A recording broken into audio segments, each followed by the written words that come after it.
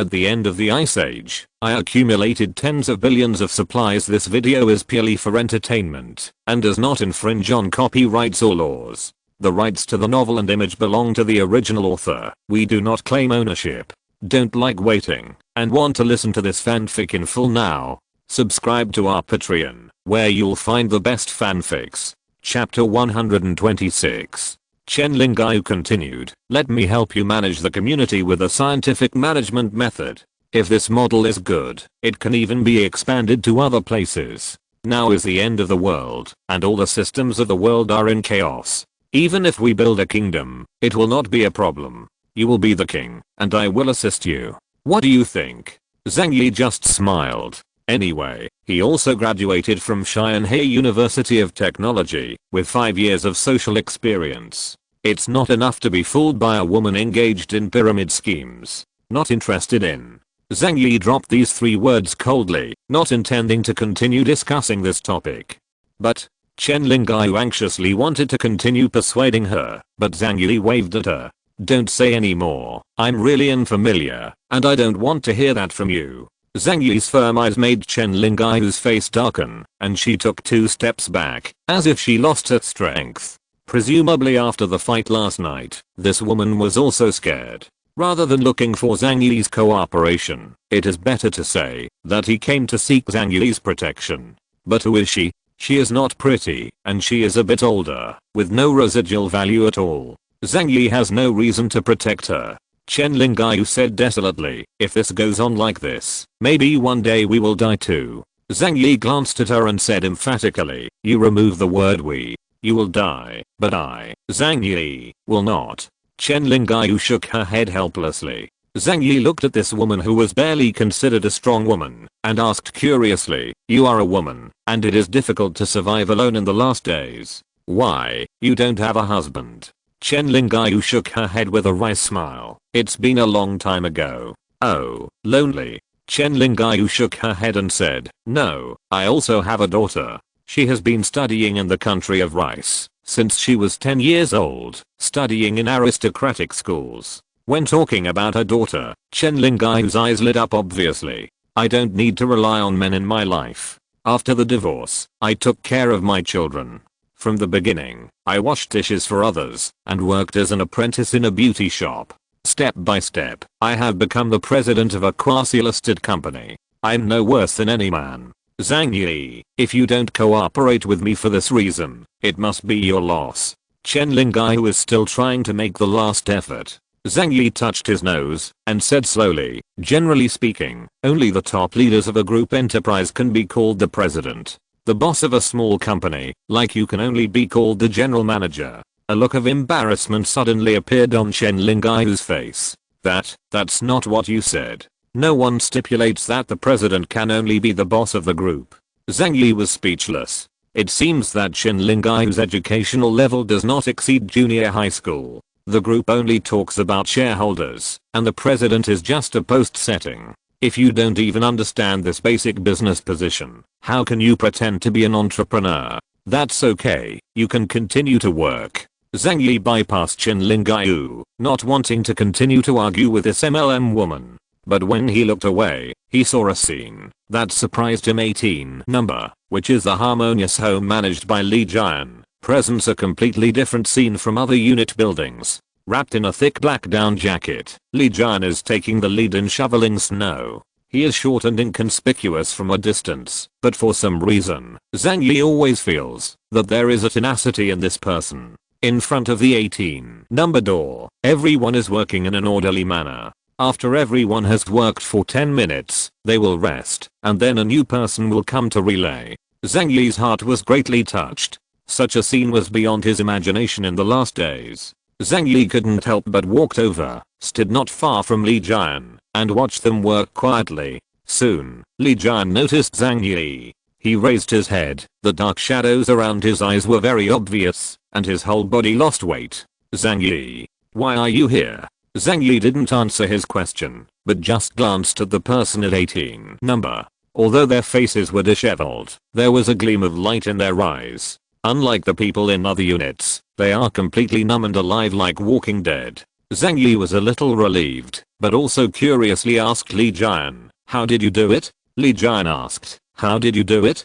Zhang Yi said, "Because of the distribution of food. Other unit buildings have already fought fiercely. But looking at your unit building, this situation has not happened. I'm curious, did you use any method to conceal the news?" A look of pride appeared on Li Jian's face. Although he is not tall, he still tried to hold his chest up and said to Zhang Yi, "I didn't hide any news at all. From the very beginning, I told everyone in our building the result of the negotiation." This result was beyond Zhang Yi's expectation. He was very surprised. Li Jian dared to do this. Isn't he afraid of the internal turmoil in the unit building? Then, it's impossible for all of you to survive, even though there's only food for 10 people. But why didn't they rebel? Li Jian seemed to have guessed that Zhang Yi would have such a problem. He said very calmly, "Everyone in our building does not want to become a beast. So if there are 10 meals, we will share them equally. If there is 1 meal, we will also share them." Zhang Yi sneered, folded his arms and jokingly said, "But in the end, all of you may die. No one can survive. You thought you were smart, but in fact you made the stupidest choice." Li Jian fell silent for a moment, not knowing how to answer Zhang Yi's question for a long time. Because he also understands that what Zhang Yi said is correct. Human nature and animal nature. Obviously the latter is more suitable to survive in the harsh environment. Zhang Yi shook his head, not intending to continue to dwell on the problem here. The reason why he came here was also purely out of curiosity point, but he has no interest in the life and death of these people. Seeing that Zhang Yi was about to leave, Li Jian quickly shouted, "Zhang Yi, wait a minute. Can you help us?" "Sorry, there is no such possibility." Zhang Yi's answer was very straightforward, without any room for negotiation. He looked down at the short middle-aged man in front of him and said indifferently, "With your ability, you can definitely win over a group of people who are most likely to survive. Divide up the benefits and then ensure that you can live well in the last days. But you look forward and backward and want everything. However, you don't have the ability to protect everyone. Doing so is tantamount to a crime. You choose the road yourself, so you can walk on your own." Chapter 127.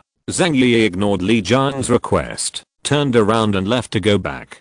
People like Li Jian are typical idealists. However, to realize the ideal, what is needed is strength, not just shouting slogans. Go back to 25 number, just passing by Wang Qiang and Huang Xianfang. The two held cigarette butts in their hands, wishing they could suckle the cigarette holders in. As soon as they saw Zhang Yi, the two immediately walked over with fawning faces. "Brother Zhang, are you not going out today? Or did you say you finished gathering the food yesterday?" Wang Qiang walked over with a smile and a look of enthusiasm. Those who didn't know thought he was Zhang Yi's cousin. "Go out later," Zhang Yi said with a smile. Huang Xianfang also came over and said with a smile, "Zhang Yi is the person who has contributed the most in our community. Unlike these wastes," he pointed to those residents who were sweeping snow, "I can't do any job well." The whole god knew what he wanted to eat with his mouth open. "HMPH," Zhang Yi said with a smile. "They don't know how to work. You just teach them." Wang Qiang looked at the honest residents who had been tamed by him and curled his lips in disdain. "They all have 2 arms and 2 legs. What's wrong with them? They'll be honest after a beating." As he said that, he smiled at Zhang Yi again and said, "Brother Zhang, this Jinwan is not used to smoking. It's too strong. Can you change it to Yuxi next time?" Huang Xianfang said, "Return to Yuxi? Why don't you want Zhang He? Some smoking is good. Don't add burden to Zhang Yi." But Zhang Yi said with a smile, "This is not a big problem. I will help you find more later. If there are any, I will bring them to you. It shouldn't be difficult. Besides, at this time, although cigarettes are precious, there is no saying that they are valuable or not. It's okay if you want me to find Yuxi and Zhang He, but if you insist on asking me to find Du Jiang and Hang Sanhuan for you, I still can't find them." The 3 of them laughed loudly, and the atmosphere was very harmonious. "By the way, I'll show you later. If there's any good wine, I'll bring you a bottle or 2. It's cold. Drink some wine to warm up." As soon as Zhang Yi said these words, Huang Xianfang and Wang Qiang were very excited. Huang Xianfang likes to drink the most, and Wang Qiang's alcohol capacity is also good. It's one thing to love to drink, but the key is in this weather. Liquor can help them keep warm. It's a serious thing.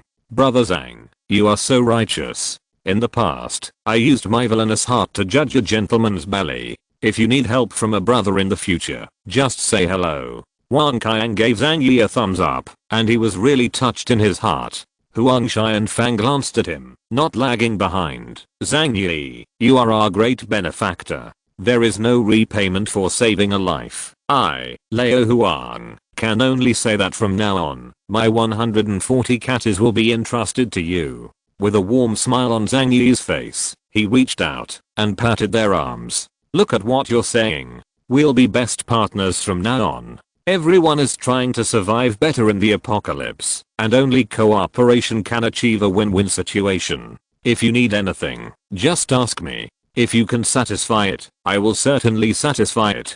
After finishing speaking, Zhang Yi stretched out his hand and pointed outside. Then I'll go out first. Wang Qiang and Huang Xianfang hurriedly said, you are busy. You are busy. Zhang Yi smiled and nodded, then went to pick up the car and left Yulu community. Huang Xianfang and Wang Qiang watched Zhang Yi's back. Their eyes became a little complicated. The two glanced at each other, and they didn't deal with it very well. So they turned their heads and left. On the way back, Wang Qiang lowered his head and pondered, why did Zhang Yi become so good all of a sudden? He asked for cigarettes and offered to bring me wine. Could it be that I misunderstood him before? He frowned and thought about it carefully. In the past, he and Zhang Yi had no contact, let alone conflicts. After the apocalypse, he was the one who coveted Zhang Yi's snowmobile, making it impossible for others to steal it, and then sent someone to lie in ambush in the snow. Later, Zhang Yi launched a counterattack against their Mad Wolf gang. Wang Qiang slapped his forehead. Hey. Speaking of which, it's not that he was unjust, but I did something wrong first. This Zhang Yi can do it, and he can deal with it. A cruel smile gradually appeared on the corner of his mouth. I just like honest people. On the other side, Huang Xianfang was also thinking about the change in Zhang Yi's attitude. Why did he suddenly show favor to me? Reasonably, with his strength, he shouldn't be afraid of me. If you put it that way, he probably really wants peace and doesn't want to continue the fight. After all, he is alone, and the people under him are not of the same mind as him. If you continue to fight, maybe he will die one day. So he is afraid. After thinking about it for a while, Huang Xianfang thought he understood Zhang Yi's attitude change. He couldn't help showing a somewhat smug smile on his face. This is good news. After Zhang Yi came out, he went to the library again.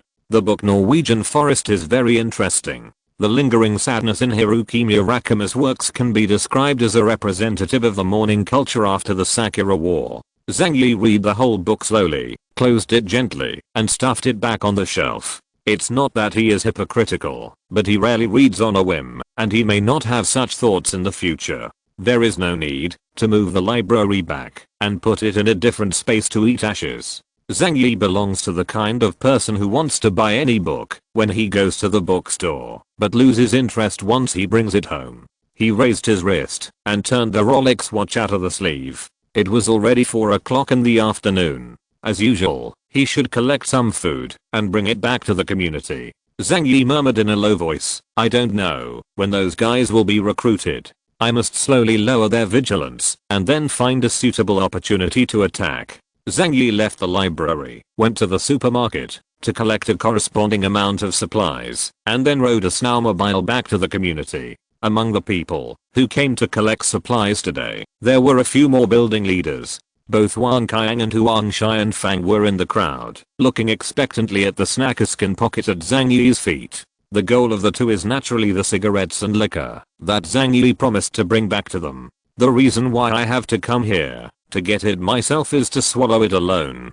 Otherwise, these rare and good things can easily cause conflicts between them and their subordinates. Both Wang Qiang and Huang Xianfang had a deep understanding. When they got the cigarettes yesterday, their younger brothers couldn't hold back. And when he saw them coming to pick up the food in person, Zhang Yi's mouth raised a subtle smile. Okay, everyone line up in order and come here one by one to get the food. When the building manager of building number 1 came over, he suddenly said to Zhang Yi in a low voice, "Zhang Yi, can you bring cigarettes for Wang Qiang and Huang Shan, and can you also bring some for us?" Chapter 128. It's no secret that Huang Shai and Fang and Wang Qiang smoked. After all, these two people are not masters who know how to hide things. When they are working, they smoke outside like no one else. After thinking about it for a while, the big guy guessed that Zhang Yi provided it for them. As a result, some building managers who were addicted to cigarettes made requests one after another, hoping that Zhang Yi would also bring them cigarettes. After Zhang Yi hesitated for a moment, he smiled and said, "I'm afraid it will be a little difficult to provide so many people." The other building chiefs immediately panicked. "Zhang Yi, you can't favor one person over another. Our requirements are not high. 1 pack a day, just 1 pack. This is the request of my life." Zhang Yi sighed helplessly. "Okay, I will try my best to provide you with cigarettes. How about it? Starting tomorrow, I will provide you with cigarettes, if you building managers need them." Seeing this, the non-smokers couldn't help, but stepped forward and made their own demands. "I don't smoke, I just like to eat a bite of betel nut. Can this requirement be satisfied? I want to drink some wine. The cheapest loose wine will do." Zhang Yi said helplessly, Okay, I've written down everything you said. I won't favor one person over another. Everyone has a share." Everyone smiled contentedly and then left with their supplies. After they left, Li Chengbin, Jiang Lei and others were indignant. "Brother Zhang, are you being too kind to them? Giving them food is already a great kindness, but now they are pushing their feet, and they want this and that." But Zhang Yi said lightly, "Their demands are not too much. I can't treat one more favorably than another. It's okay, let's do it like this." Everyone looked at Zhang Yi as if they were strangers. No one could have imagined that Zhang Yi, who was ruthless in the past, would become so cowardly at this time. But Zhang Yi had to find things by himself, so it was difficult for them to say anything. Zhang Yi finished distributing supplies to everyone and returned home. He took a hot shower, then lay comfortably on the sofa in his pajamas, looking at the ceiling above his head. It's almost time. An internal conflict has already caused heavy losses to other unit buildings. More than 400 people died directly, and hundreds of people were injured during the battle. It is basically impossible for these people to survive. Even if they survived by luck, there will be no threat in a short time. Zhang Yi took a walk around the community in the morning, and in the process, he observed the number of people still active in the community. Probably around 700 people. Moreover, he used cigarettes and liquor as bait, and successfully lured the building managers of each unit building out. In other words, the time to close the net has come. Zhang Yi didn't intend to procrastinate any longer, because in a short period of time, there will be no major conflicts in each unit building, so delaying time is meaningless. And because of the food he provides, those people will also be supplemented with physical strength. After a while, they will pose a greater threat to Zhang Yi. Just tomorrow. Zhang Yi narrowed his eyes slightly, and the killing intent flashed between his eyes. The next day, Zhang Yi went out as usual, and left the community. About his plan today, he didn't tell anyone, including Uncle Yu. Because this action is very important. If you miss it, it will increase the difficulty and risk of the action later. So Zhang Yi can't trust anyone. After leaving the community, he went straight to the supermarket. I found a lot of food from various shelves, most of which were loose steamed buns, and bagged bread tied with drawstrings. Today, Zhang Yi specially found food with better quality than the previous few days, and the quantity was also increased. I can be kind enough to them if I can eat a hearty last meal. Zhang Yi said so. After piles of things piled up, Zhang Yi took out the rat poison he had obtained earlier from the different space. A colorless odorless powder that only needs a little to kill. It just so happens that these foods are somewhat spoiled, and the color is not normal, so it can't be seen at all. After sprinkled with medicinal powder, Zhang Yi took out the gas mask he found in the military camp and put it on, then carefully sprinkled the rat poison on the food. It took him half an hour to complete this process by himself. Wang Qiang and Huang Shai and Fang may not be at ease with food. They will let people test poison. But they are such greedy people. They are definitely reluctant to share cigarettes and liquor with others. Old smokers and old alcoholics will lose their usual caution in front of these things. I'll just put medicine on it. Zhang Yi took a few packs of cigarettes, and after thinking about it, he opened the outer plastic wrap. When he gave Wang Qiang and others before, the cigarettes were unpacked, of course, to prepare for today, in order to dispel their suspicion. After all, it is good to be able to get cigarettes now, and it is not surprising that there are some problems with the packaging.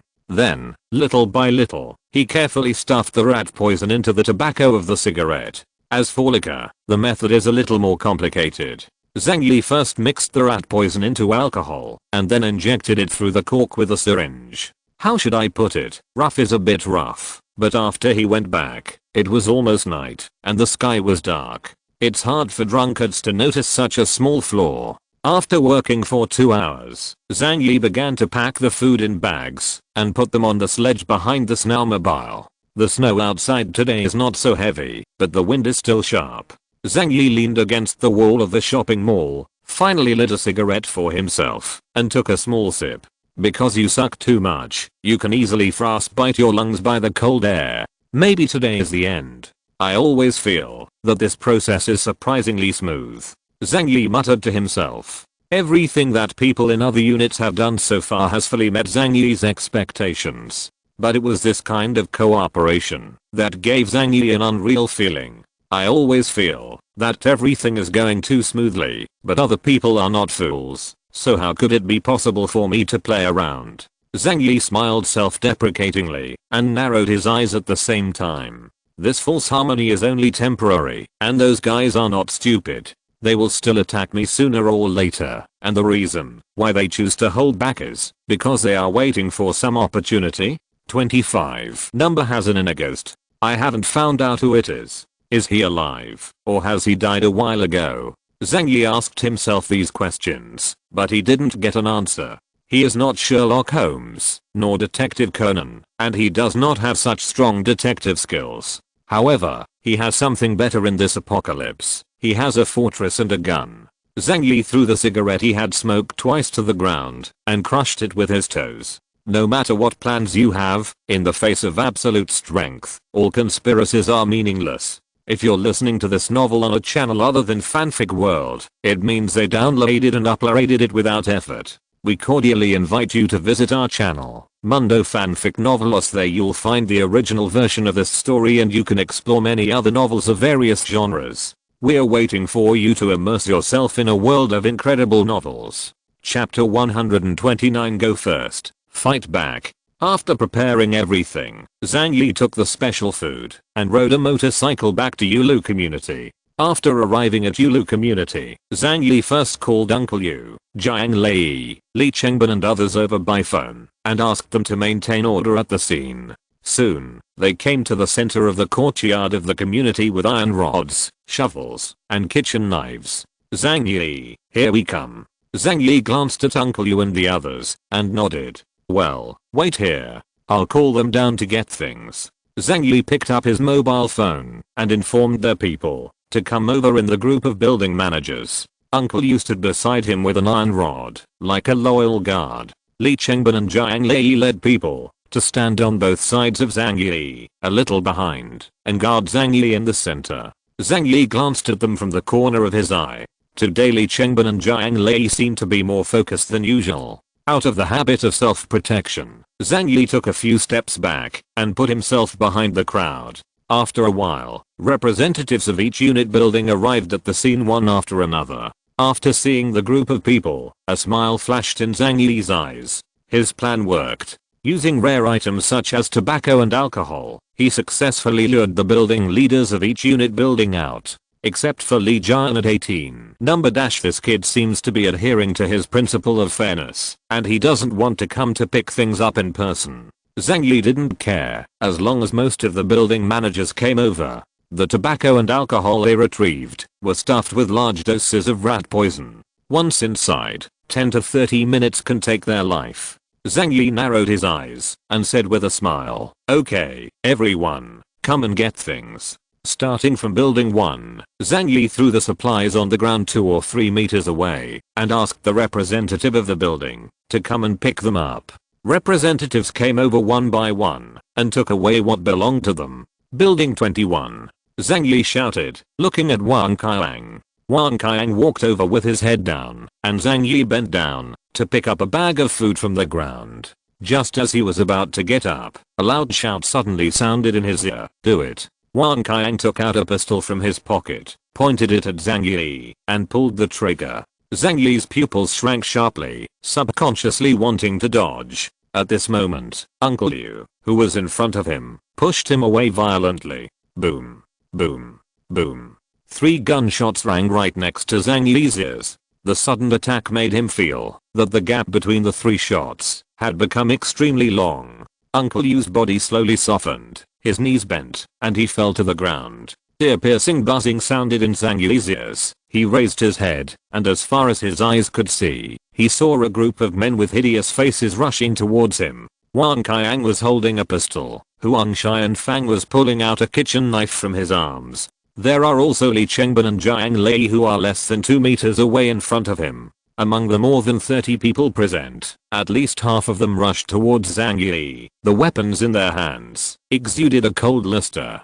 For this moment, they also waited for a long time. Zhang Yi wanted to paralyze them and then find an opportunity to eradicate them all. But they had had enough of Zhang Yi and wanted to kill him. Just because Zhang Yi is the strongest existence in the entire community, if he is alive, others may be killed at any time. Moreover, someone had told them that Zhang Yi's house was a perfect shelter with a comfortable environment and sufficient food.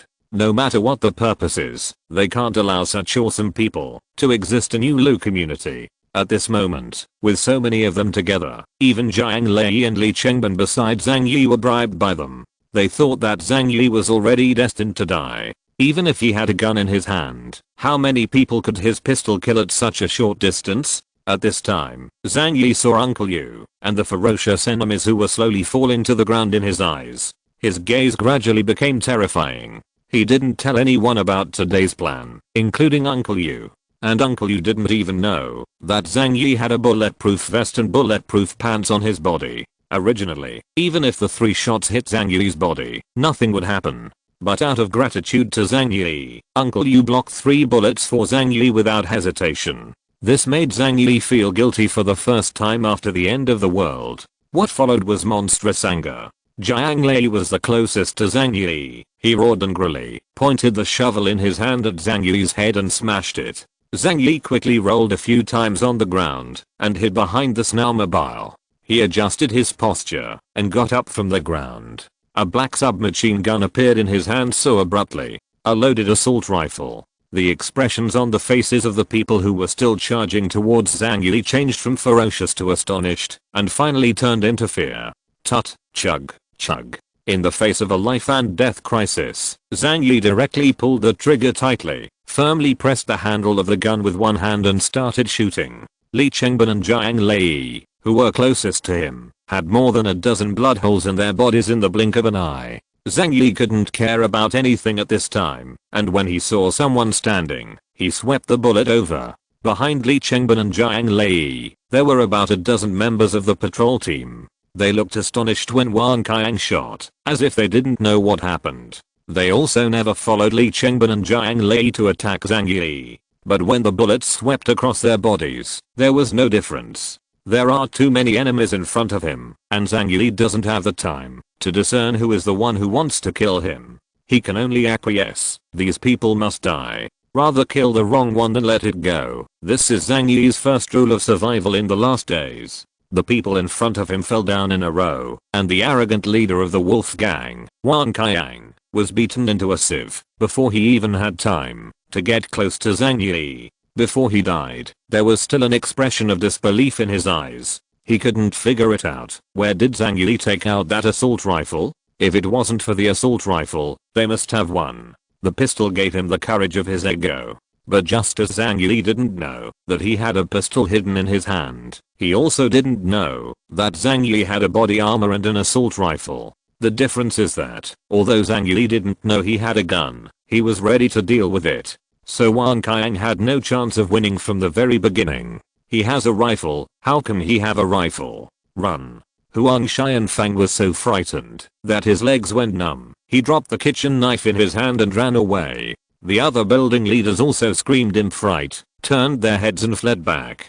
At this moment, they only hated their parents for losing 2 legs. Zhang Yi's eyes were already red. He saw the snow under Uncle Yu's body stained red with blood, and he remained motionless. Maybe the person is dead. No matter how cruel Zhang Yi is, he is not a cold-blooded animal. It is inevitable that I will be touched in my heart. Uncle Yu, thank you for helping me block the bullet. I will avenge you and kill them all. Zhang Yi said in a cold voice. Since the end of the world, this is the first time he has faced so many opponents, but the result of the battle was a one-sided massacre. As Zhang Yi said before, in the face of absolute strength, all conspiracies are meaningless. Chapter 130. A clip of bullets was quickly finished, and Zhang Yi had no time to reload, so he threw the submachine gun to the ground. Then he drew 2 police pistols from his waist with both hands. Those people couldn't run fast in the snow, and Zhang Yi shot them one by one, and all of them were headshot to death.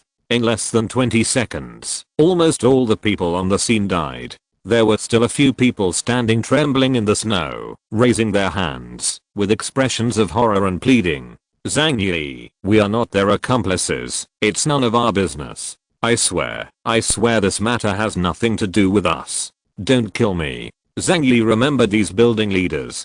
Just now when Wang Qiang and others started to attack, they did not act. So there is a high probability that what happened this time has nothing to do with them. Therefore, Zhang Yi pulled the trigger in his hand. Bang, bang, bang. A hole was opened in the heads of several building leaders in an instant, and then they fell on the snow. Zhang Yi aimed his gun at the last person alive, Chen Lingyu, the building leader of H9. At this time, Chen Lingyu was so frightened that feces and urine flowed, and she burst into tears and snot. Zhang Yi, this matter really has nothing to do with me. I beg you to believe me. I also have a 13-year-old daughter who is abroad. I want to live and wait for her to come back. Zhang Yi looked at her coldly, and after 2 seconds of silence, a gunshot took her life away. The white snow was now stained red by large swaths of blood. Only Zhang Yi stood alone, surrounded by more than 40 dead bodies. Even in the last days, it was the first time for Zhang Yi to kill so many people at once. He knew that most of these people were not necessarily involved in his murder. For example, Chen Lingyu. For example, other members of the patrol team. But Zhang Yi had no choice. He would not allow anyone suspected of his murder to live. If the tiger returns to the mountain today, it will definitely become a potential danger in the future. Still, the dead are the safest. You will all die sooner or later. Living is so hard, why don't you let me send you to heaven? Zhang Yi held the gun in his hand and exhaled a puff of white smoke. From this perspective, I helped you get rid of the pain, and you should thank me. If these dead neighbors knew about it, they would probably say the same thing. I really appreciate it. After killing all the enemies, Zhang Yi glanced around. Such violent gunshots have long attracted all the neighbors. They lay on the window looking at the cruel battlefield. Their eyes were full of awe for Zhang Yi. There are also some people who are relieved and grateful for everything Zhang Yi has done. Zhang Yi looked at 26 number and 21 number, which were the territories of Xian Gang and Dire Wolf Gang. Wang Qiang and Huang Xianfang couldn't escape. They were the first to attack Zhang Yi. Originally, their subordinates were already at the door, waiting for the boss to make a move, and they came to snatch the supplies. But when Zhang Yi took out the black embark/4 carbine, they were afraid. Zhang Yi's gaze made them even more afraid. The second leader of the Dire Wolf Gang, Xiaolu, was cold all over and retreated back with a trembling voice. Back quickly. Don't lure this devil here. A group of terrified little Karami fled into the corridor in panic. Zhang Yi ignored them, but went straight to Uncle Yu. Not far away, the corpses of Li Chengbin and Zhang Lei were lying there, with blood still oozing from more than a dozen holes on their bodies. These two people used to be loyal horsemen under Zhang Yi's subordinates, and helped him charge many times. But now I don't know why I betrayed him. However, Zhang Yi didn't care. He considered it normal for anyone to betray him, even Uncle Yu and Zhao Keir. But after today, Uncle Yu's status in Zhang Yi's heart will become even higher. At the very least, it was worth him to deliver something important. Uncle Yu, are you still alive? Zhang Yi squatted halfway, looking around in case someone came and attacked him, and felt Uncle Yu's pulse. No pulse. Zhang Yi was startled. But soon, he remembered that he was still wearing cut-resistant gloves. It would be a ghost if he could feel his pulse. Zhang Yi had no choice but to turn his body over. On Uncle Yu's body, 3 blood-stained red marks were clearly visible. The bullet missed the heart, and Zhang Yi didn't know if he could be saved. But no matter what, Zhang Yi must give it a try. At least after trying it, even if Uncle Yu died, the guilt in his heart would be greatly reduced. He took out a tube of adrenaline from a different space and stabbed it hard into Uncle Yu's chest. Then, he yelled towards 25 number, "Come and help." At the door of 25 number, a group of neighbors stood there in fear. They were all frightened by Zhang Yi's murderous performance just now, and they dare not approach him until now. Zhang Yi's cold gaze swept over all of them before waking them up. A group of people were afraid of Zhang Yi and rushed over to help. Pick them up and send them to my house.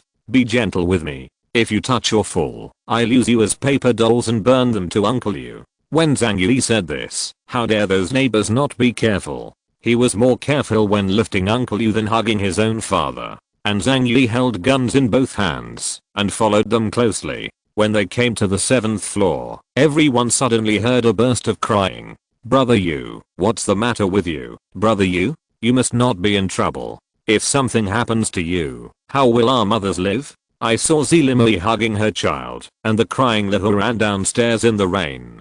Zhang Yi noticed that when Zilimi was crying, Uncle Yu's eyelids seemed to be a little loose. Zhang Yi couldn't help sighing in his heart. "Old Yu, you may not be too kind, but having said that, if you weren't so kind and righteous, maybe I would have killed you first. Anyone who cannot be used by him and has extraordinary skills will become a huge threat. Zhang Yi must kill him." But now, Zhang Yi owes Uncle Yu a huge favor, so it's not easy to get angry at Zilimi. The neighbors knew about Zilimi's relationship with Uncle Yu, so they made way for her. Zilimi came to Uncle Yu with a child in her arms and deliberately stood in a position close to Zhang Yi, and then burst into tears. "Honey, open your eyes and look at me. I'm Limi. You promised to marry me in the future. And the baby, you said you wanted to watch her grow up with your own eyes. Then the end of the world will pass, and the 3 of us will be able to live together properly. Husband." There is a 5-second long tone here. How can your words not count? Same as above. If you leave, how will our wives survive in the future? You might as well take our wives away. What do you think you're capable of? Helping others block guns shows your loyalty, but can you stand up to us orphans and widows? Zhang Yi got goosebumps when he heard it. Zilimi didn't mention him in a single word, but she mentioned him in every sentence. On the surface, Zilimi was crying about Uncle Yu, but she was actually telling Zhang Yi, "Uncle Yu blocked the bullet for you. If something happens to him, you have to help him take care of us." Chapter 131 The Brazen Old Woman. A disgusted expression appeared on Zhang Yi's face. "This bitch is really disgusting. They even changed their mouths to call Uncle Yu husband. Why haven't you heard that before? Good guy. Now use Uncle Yu to help him block the gun. Kidnap him morally to take care of you mother and daughter. You are so damned." Zhang Yi glanced at Uncle Yu. Uncle Yu still has 1 breath left. Whether he can save his life depends on Zalkera. If Uncle Yu hadn't breath left, he would have slapped Zilimi twice right now, so that she couldn't find Betty. But Uncle Yu is still alive, so Zhang Yi has to be patient first. After all, he blocked the bullet for him, so he couldn't just clean up his concubine and oil bottle before he was dead, right? So Zhang Yi kept a cold face and said nothing. Zilimi cried for a long time. Seeing that Zhang Yi behind him did not express anything, she felt a little anxious. Uncle Yu is her long-term meal ticket selected out of thousands of choices. But now that the meal ticket is gone, she has to find another meal ticket to support her and her daughter. She will not be so sad when Uncle Yu dies. But taking this opportunity, Daode kidnapped Zhang Yi, and she was very happy to do it. So, Zilimi sniffled, turned her head, looked at Zhang Yi with tears in her eyes and said, "Zhang Yi, my husband is okay, right? Husband, you horse." Zhang Yi's face was calm, and he was already cursing in his heart. "Don't worry, I will do everything I can to save Uncle Yu. Zalkela is the attending doctor of the big hospital. With her here, Uncle Yu's injury can hopefully be cured. His different space stored a lot of things, including the medicines in the 3 major containers, and the medical equipment picked up in the warehouse area later. Zhang Yi has only one sentence: he will do everything he can to save Uncle Yu. But whether it can be successful or not depends only on God's will. Zelimoi cried and said, if something happens to him, I don't want to live anymore. Zhang Yi remained silent, not wanting to take up this topic. Seeing that Zhang Yi was indifferent, Zelimoi cursed in her heart. Zhang Yi, you have no conscience. Yu Jigwang has blocked the gun for you, so you can't protect our mother and daughter for his sake? She secretly hated Zhang Yi in her heart, but she dared not say that out of her mouth. Crying, she reached out and handed over the tightly wrapped baby in her arms. Zhang Yi, if my husband dies, I don't want to live anymore. But for my husband's sake, please help him take care of the child. Please. Zhang Yi quickly said, Sister Z, what are you talking about? I will definitely do my best to save Uncle Yu. He waved his hand, rejecting this behavior of picking up and dragging the oil bottle. Zelimoi followed up and said, what if he can't be saved? Zhang Yi looked solemnly, I will do my best. What if you can't save him with all your strength? Don't worry, I will try my best. I believe that you must also hope that Uncle Yu is okay, right? Zhang Yi stared into Zelimoi's eyes and asked word by word.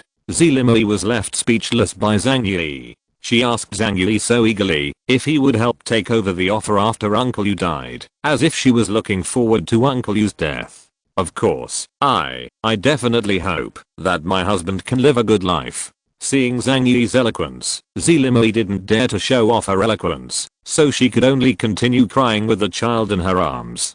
Zhang Yi had someone carry Uncle Yu to the door of his house. Since it was on the 24th floor, there were 2 groups of neighbors. Even so, they were out of breath.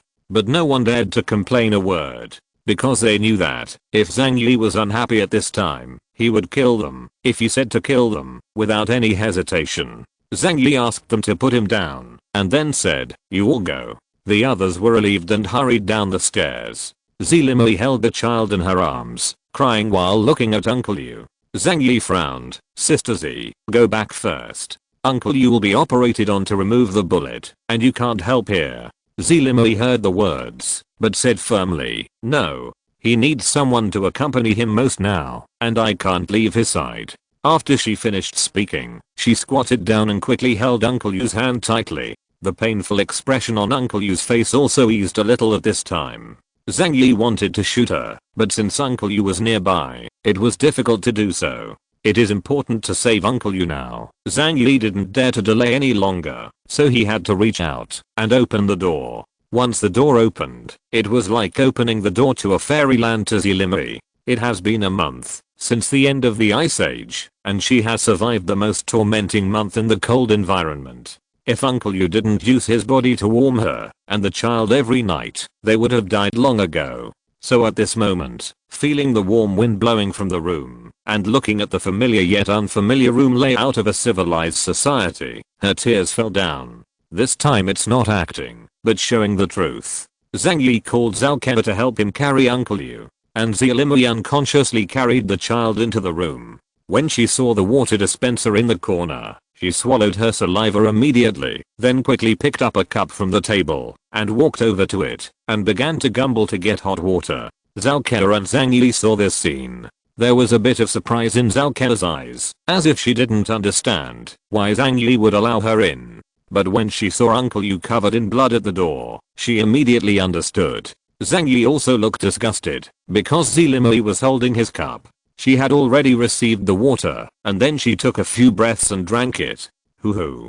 Hey, boiled water is so delicious. Zelimoi looked happy. Suddenly, she thought of something, and looked at the baby in her arms. Zhang Yi, do you have milk powder at home? Zhang Yi and Zalkeva were carrying Uncle Yu. Upon hearing Zelimoi's words, Zhang Yi's expression became extremely ugly. What did you say? Zelimoi was taken aback by Zhang Yi's gaze, and then she remembered what was going on. Holding the water glass in her hand, Zelimoi said guiltily, the child needs to drink too. My husband loves the child very much. Zhang Yi stared at her coldly, come and help me. Otherwise, I'll kick you out. Zelimoi didn't dare to talk anymore, so she had to follow the child with her arms in her arms. Zhang Yi and Zhao Ke moved Uncle Yu to an empty room. Zhang Yi's house has 3 rooms and 1 living room, and there is another room besides his and Zhao Ke's room. It is useless on weekdays and was used by Zhang Yi to place a silent generator. Power for the entire safe house is provided by 3 silent generators. Chapter 130 to counterattack, destroying the building. Zhang Yi moved the engine aside and then directly took out a large white bed from the different space. This scene left Zelimoi dumbfounded. A juggler? She couldn't comprehend what was happening before her eyes. And Zhang Yi didn't bother to explain anything to her. He said to Zhao Ke, "Save Uncle Yu at all costs. Tell me the medicines and medical equipment you need, and I will try my best to provide them to you." Zhao Ke is also someone who has seen big scenes. Even though Uncle Yu was covered in blood, she didn't panic at all. Instead, she calmly told Zhang Yi what she needed.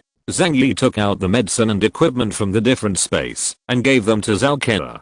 "How is the situation? Is there any help?" Zhang Yi asked in a deep voice. Zhao Ke skillfully changed her clothes, mask, and gloves, and her concentrated appearance suddenly became professional, even a little sacred. After she cut Uncle Yu's clothes with scissors, she frowned deeply. The situation is very pessimistic. The position of the bullet is very dangerous. If it hurts the internal organs, it may be hopeless under the current conditions. Zhang Yi took a deep breath, then patted Zhao Ke's shoulder. "Do your best. He has done everything he can, and if Uncle Yu still can't survive, then he has no other choice." Zelimoi made a gesture and started crying again. Zhang Yi found her annoying and scolded, "Shut up. Don't affect Uncle Yu. If you affect the operation, you should know the consequences." Zelimoi's crying stopped abruptly. She bit her lip and said with a weak look, "Or else I'd better go outside. I can't help here anyway. How comfortable it is outside. There are soft sofas, hot water to drink, and a big TV to watch." When she came, she caught a glimpse of something to eat in the kitchen. Zelimoi wished to stay away from this bloody room and enjoyed comfortably outside. The corner of Zhang Yi's mouth raised a cold arc. He stared at Zelimoi and said word by word, "This operation is very important. It concerns your husband's life. So you have to stay here to help." Zelimoi hurriedly said, "But I don't know how to cure diseases and save lives." Zhang Yi said, "Help pass me something to wipe off the sweat at the head office, right?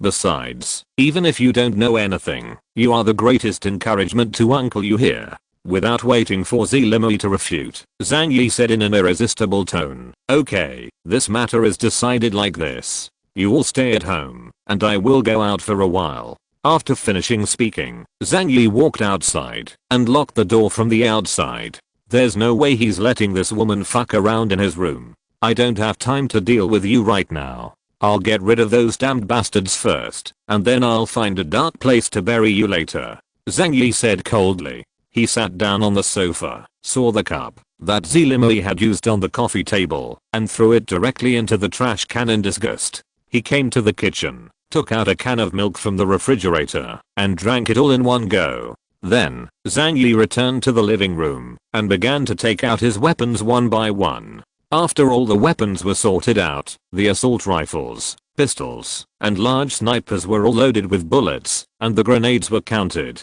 Zhang Yi walked out of the house. On the open space in the center of the community, red plum blossoms bloomed on the ground at this time. There are corpses all over the place, but the snowmobile parked in the wind and snow, and the dozens of bags of food nearby are extremely attractive. After Zhang Yi left with Uncle Yu, some people who were not afraid of death or those who were hungry and crazy ran out from the unit building and dragged these supplies back. Zhang Yi walked down step by step. His steps were steady and powerful, and his rhythm was not affected by anger. It was the opponent who fired the first shot. It would be impolite if he didn't fight back. Originally, he planned to use a peaceful method to poison them to death.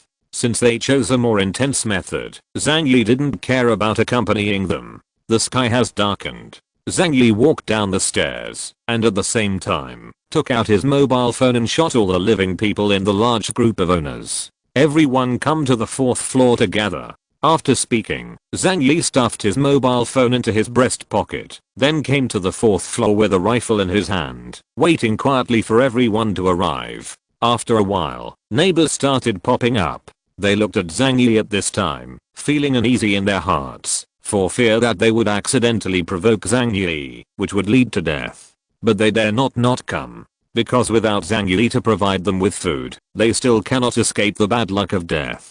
At this time, there are less than 25 people left in 20 number. These people gathered together and looked at Zhang Yi with fear on their faces. Zhang, brother Zhang, those who attacked you have nothing to do with us. We don't know anything. We are the most loyal to you. Zhang Yi raised his hand abruptly, preventing them from continuing to speak. He slowly turned his head to look at these neighbors. The fierce light in his eyes made everyone dare not look at him. After a person kills someone, there will be something called murderous intent on his body. Whether it is temperament or eyes will become different. And until now, Zhang Yi has killed close to hundreds of people. This kind of strong killing intent is enough to make everyone fearful when they see his eyes. Zhang Yi said coldly, those people betrayed their promises and secretly attacked Uncle Yu and me, causing Uncle Yu to be seriously injured.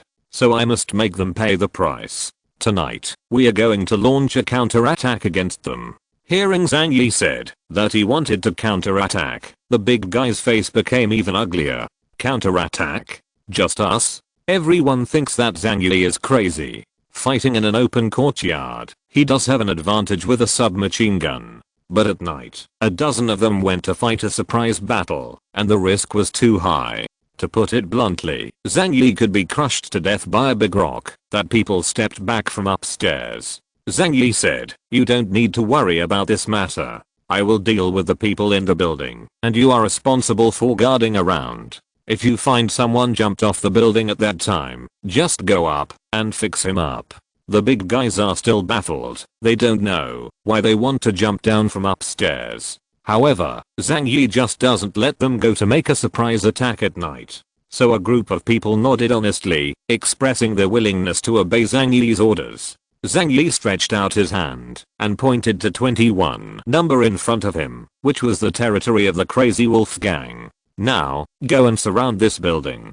Chapter 133 Hanging Stove Smoke Duck. According to Zhang Yi's instructions, the neighbors of 25 number took up weapons and came to the side of 21 number and surrounded 21. They didn't know what Zhang Yi planned to do. In case of a real fight, this loose siege does not seem to make any sense. At this time, the members of the Mad Wolf Gang upstairs also noticed something unusual. It was Zhang Yi who brought people around.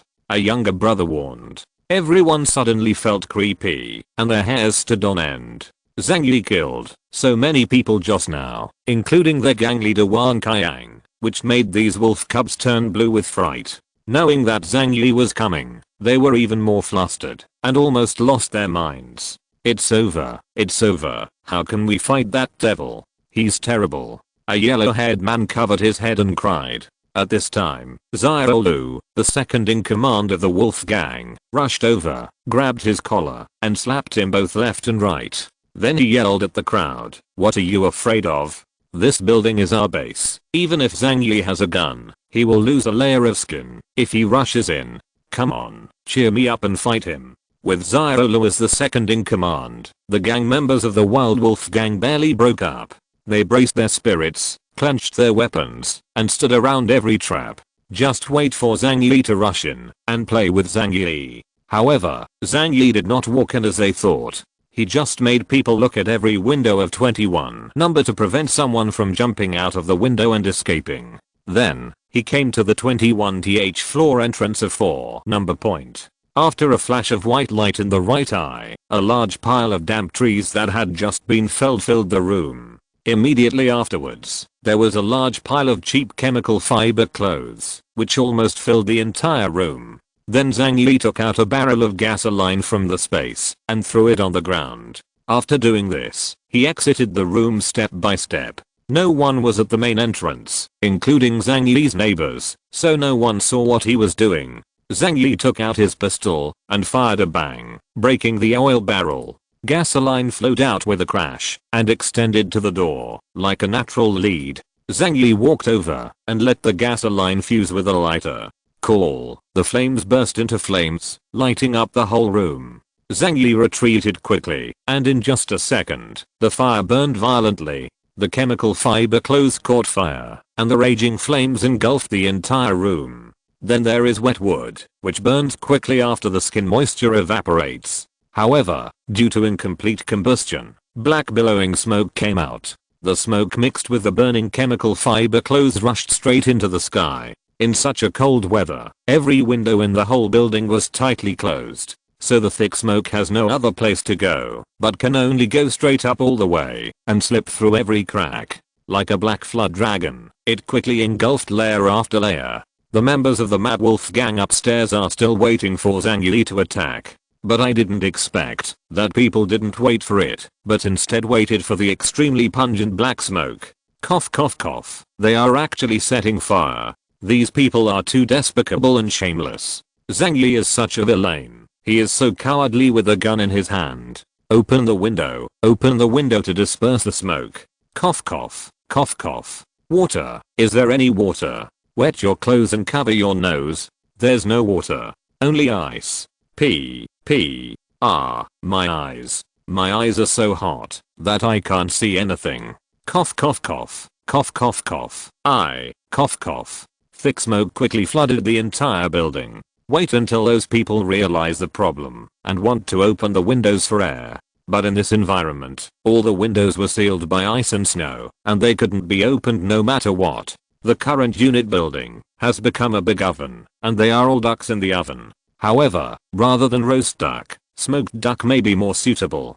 Zhang Yi stood outside the building with a rifle in hand. The yellow firelight shone on his face, which was extremely warm. He recalled that, when he was in college, there was a bonfire party organized in the college. Everyone sang and danced around the bonfire. That time is really nostalgic. It's just that the bonfire tonight is bigger and more unscrupulous than that day's. And it wasn't until this time that the neighbors around understood what Zhang Yi was doing. In their ears, they could hear the screams coming from the building and the coughing sounds like sick ghosts, and they couldn't help but feel horrified. At this time, the building has become a death cage, and there is no possibility of escape. The only exit was also blocked by Zhang Yi. Apart from waiting to die, they had no choice but to come out and die. Soon, someone couldn't take it anymore and rushed down the stairs with thick smoke, trying to escape outside. But with his eyes fascinated, he staggered and fell into the flames. With a piercing scream, he fell into the fire not long after.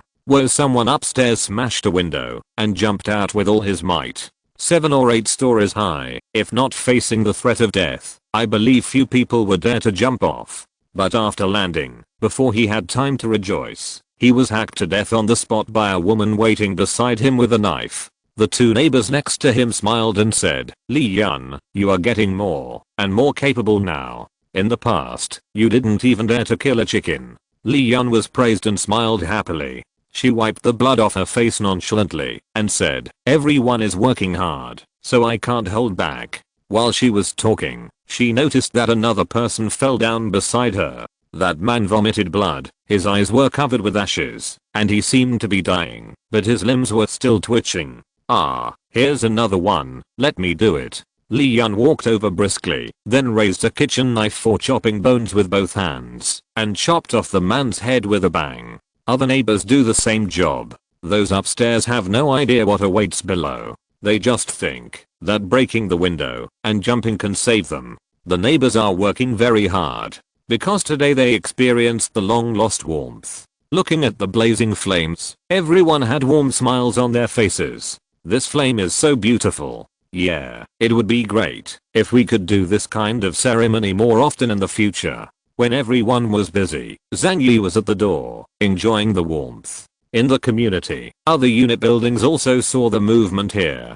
The flames were soaring into the sky, the smoke was billowing, and the desperate screams from time to time filled them with fear. What should we do? Will Zhang Yi use the same means to deal with us? People in every unit building have this idea. Instead of waiting to die, it's better to go out and fight Zhang Yi. But, what to fight for? Use their flesh and blood to fight Zhang Yi's assault rifle? The scene where more than 40 people including Wang Qiang were beaten into sieves is still vivid in my memory. They dare not. It's okay. Zhang Yi will definitely not attack everyone. Definitely not. There is an injustice and a debtor, and I'm not involved in this matter. They harbor such fantasies in their hearts. Instead of dying, it is better to pray that others will have mercy on them. Chapter 134 Burning. The fire at 21 number burned for more than half an hour, and the fire began to gradually decrease, but the thick smoke did not stop at all. Judging from the normal situation, it is impossible for there to be any living people in the building at this time. They had no means of ventilation, and no good means of keeping the poisonous fumes from entering their bodies, so the only way to wait for their results is to die in pain. Even if some people survived by luck and stayed in the building, death is only a matter of time, because the thick smoke will not dissipate in a short time. Zhang Yi turned around and walked in the direction of 26 number. Come on, let's go to the next house. The neighbors of 25 number are already jealous. It was the first time for them to experience such a smooth way of killing, and the feeling of controlling other people's lives in their hands excited them who had been suppressed for a long time. So a group of people yelled and followed Zhang Yi to the territory of the 26 number Cheyenne gang. People at 26 number are watching this scene from the window. Seeing Zhang Yi and others walking towards them, the group of people were scared to death. Someone shouted from the inside of the house, "Zhang Yi, Huang Xianfang is dead. This matter has nothing to do with us. There is an injustice and a debtor. You can't kill a good person by mistake." Hearing these words, Zhang Yi burst out laughing. Killing a good person by mistake? Do you consider yourself a good person? Zhang Yi squinted his eyes revealing a strong sense of irony. Which of the people in your building who have survived until now has not had 5 lives in their hands? Furthermore, even if you are good people, what does it matter if I kill you or not? Zhang Yi didn't care how many people participated in the attack against him. As long as anyone is suspicious, even if it is only 1 in 10,000, he will mercilessly erase it. In the last days, it is impossible to keep even a shred of kindness. Otherwise, you will incur disasters for yourself in the future. Let's continue. According to the same method, Zhang Yi asked people to block 26 number, and then started to set fire from downstairs. There were screams and curses in the unit building. A few people shouted like crazy and rushed downstairs, and were shot in the head by Zhang Yi the moment they appeared. A moment later, billowing thick smoke enveloped the entire 26 number. Zhang Yi was not in a hurry, he just killed each building one by one, so that no one escaped from the net. Soon, the people in 26 number were almost taken care of by him. He didn't stop, and continued to walk towards several other buildings, which were the units of the building chief who had previously confirmed that the organization participated in the attack on him. 5 buildings, flames soaring into the sky, thick smoke billowing, lights up the whole neighborhood. Even because of the increase in the surrounding air temperature, the surrounding ice and snow began to melt, and the horizon dropped. Residents of other unit buildings suddenly felt creepy, and many of them were scared to pee. Zhang Yi counted the time. Judging from this speed, he should not be able to finish killing in one night. I'm also tired. I need to go back and have a rest and take a look at the results of Uncle Yu's treatment. In order to avoid these guys making trouble and causing him trouble, he decided to appease him first. So he took out a loudspeaker from a different space and shouted in the community, "Don't worry, everyone. I, Zhang Yi, will never hurt innocent people. This time, there is a grievance and a debtor. I only target the units where those who attacked me belong. And for those units that are friendly to me, I will not hurt you. Don't be afraid, everyone." After hearing these words, the owners of other units who were still tense in their hearts seemed to grasp the last straw in despair. Although they themselves knew that Zhang Yi's words might just be deceiving them. But people often like to lie to themselves and think in a good direction in everything. Zhang Yi isn't going to kill us anymore? Great, that's great.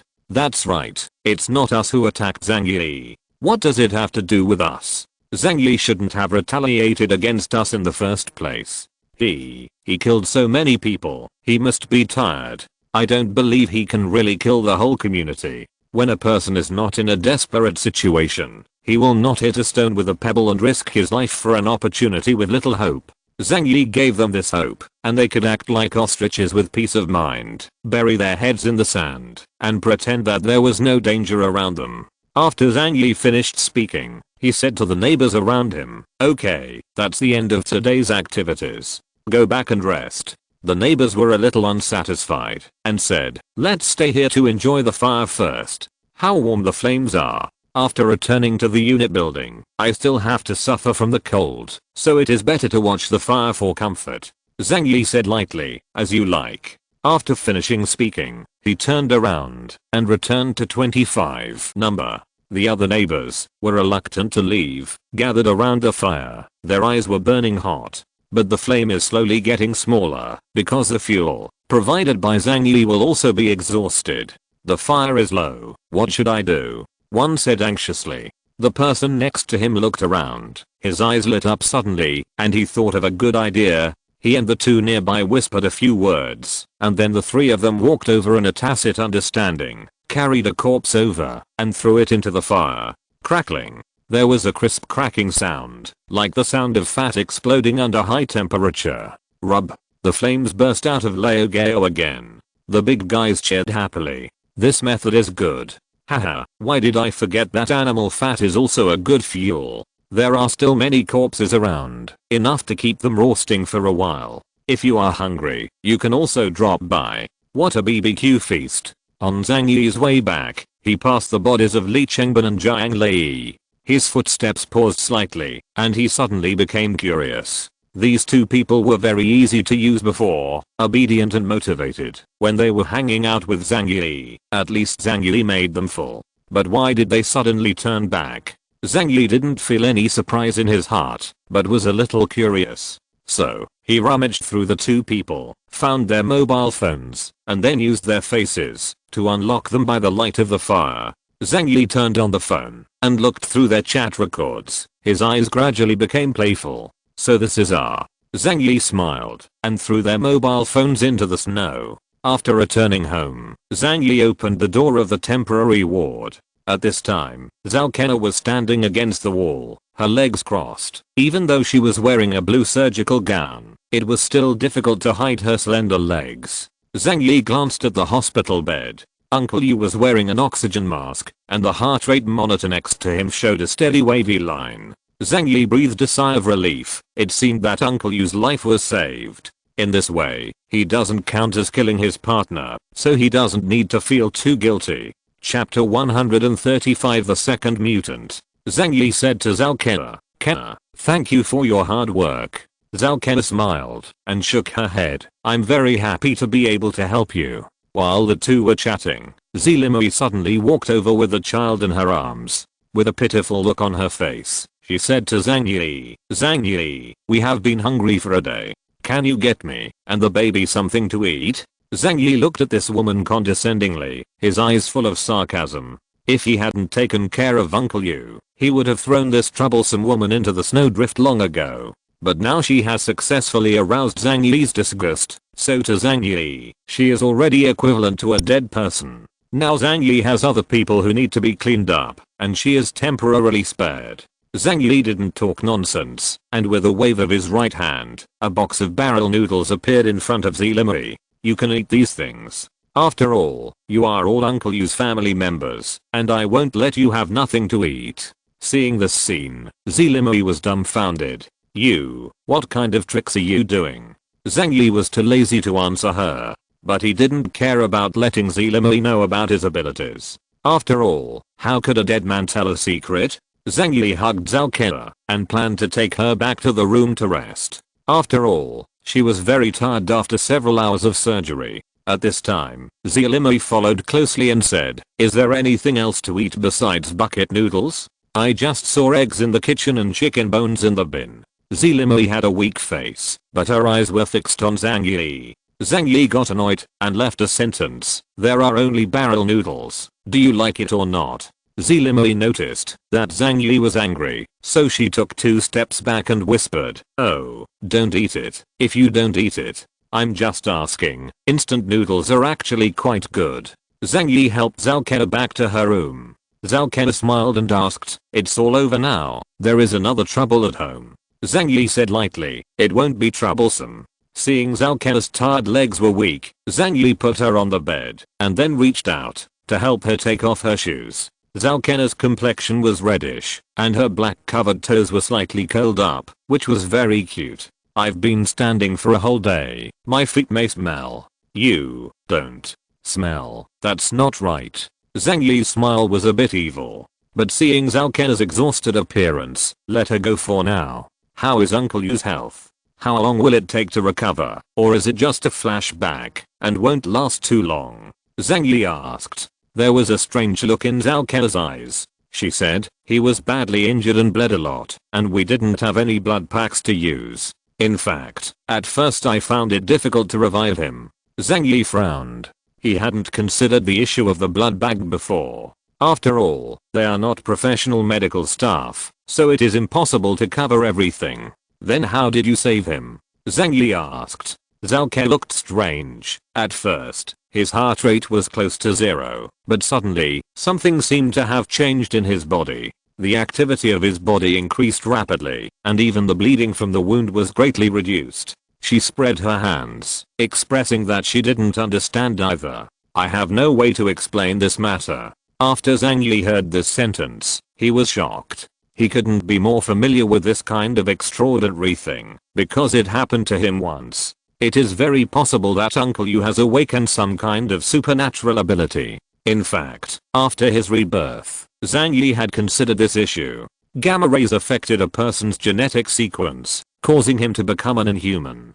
So besides him, will anyone else be born with supernatural powers? However, in the past month, there are more than 1,000 people in the entire community, and they have not seen the appearance of a second stranger. It can be seen that the conditions for the birth of aliens are extremely harsh. After all, a gene mutation itself has a probability of 1 in a billion, and the direction of the mutation is uncertain, so it may not be a good mutation. Unexpectedly, Uncle Yu became the second stranger besides him. Is it possible to awaken in a dying situation? This may be one of the prerequisites for awakening. In this case, the conditions are too harsh.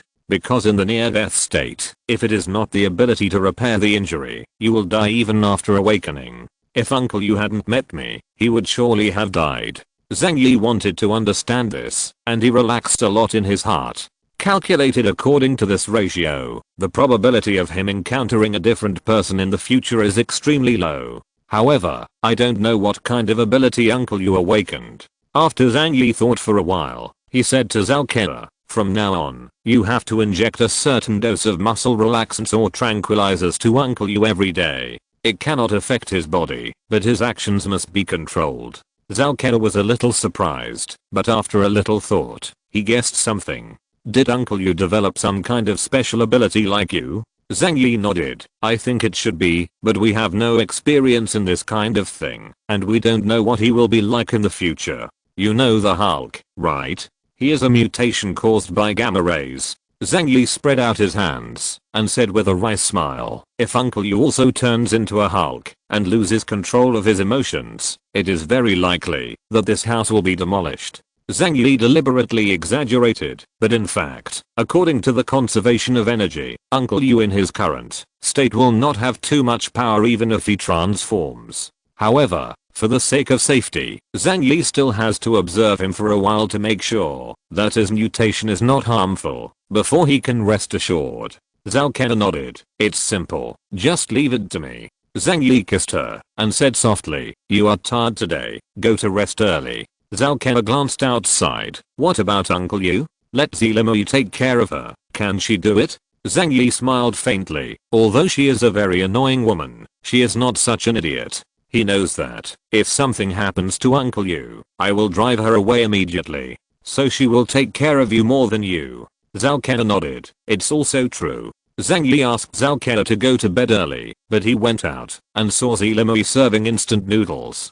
And her eyes are looking around, not knowing what to steal. Zhang Yi walked up to her and said, "Sister Z, you can live with Uncle Yu. You can take care of him at night." Zilimui nodded, looking obedient. Zhang Yi stretched out her hand as a gesture of invitation, and she obediently walked into the room. Then Zhang Yi was outside and locked the door behind him. If you're listening to this novel on a channel other than Fanfic World, it means they downloaded and uploaded it without effort. We cordially invite you to visit our channel, Mundo Fanfic Novelos. There you'll find the original version of this story and you can explore many other novels of various genres. We're waiting for you to immerse yourself in a world of incredible novels.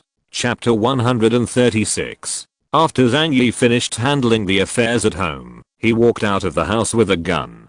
There is one thing, and it is time to settle it. At this moment, the entire building was empty, with few people present. The neighbors all went out to barbecue, and there were only 2 houses in the unit building. Zhang Yi came to the door of another house. It was also the room where Lin Caning, Fang Yuqing and others lived before. Zhang Yi took out his pistol, aimed at the door lock, bang, bang, and fired twice, then kicked the door open. He walked in the door with a blast shield in his left hand and a gun in his right. The light in the room was very dark, so Zhang Yi turned on the miner's lamp above his head, and the whole room became like daylight in an instant, and every corner was clearly visible. At this moment, there was a scream from the side, and a woman with disheveled hair rushed over holding a kitchen knife. Zhang Yi calmly put the explosion-proof shield in front of him. The slash was weak. Not only did Zhang Yi not feel much strength, but the woman herself was knocked down to the ground by the shock. Zhang Yi turned around and looked at her with a contemptuous and playful smile on his lips. Long time no see, Fang Yuqing. The miner's lamp shone on her face, making her unable to open her eyes. At this time, Fang Yuqing was neither human nor ghost, with blood and oil stains all over her body. The whole room was filled with a bad stench and the floor was full of bones. In the corner of the room, there was another half-gnawed corpse. From the clothes left on his body, Zhang Yi judged that it belonged to Lin Caning. No wonder you've survived until now, you really deserve to be plastic sisters. Zhang Yi laughed mockingly. Fang Yuqing blocked the incoming light with her hands, and when she knew it was Zhang Yi, she let out a roar of despair and grief. What? Zhang Yi, why didn't you die? Why? That group of trash, there are so many of them, they can't even kill you, they are trash. The corner of Zhang Yi's mouth was full of sarcasm. Stupid woman, do you think you can kill me by secretly contacting Wang Qiang and others, and instigating Jiang Lei and Li Chengbin? You are so pitifully stupid. With your brain, you deserve to be played around like a toy, and you end up living in the shape of so many people.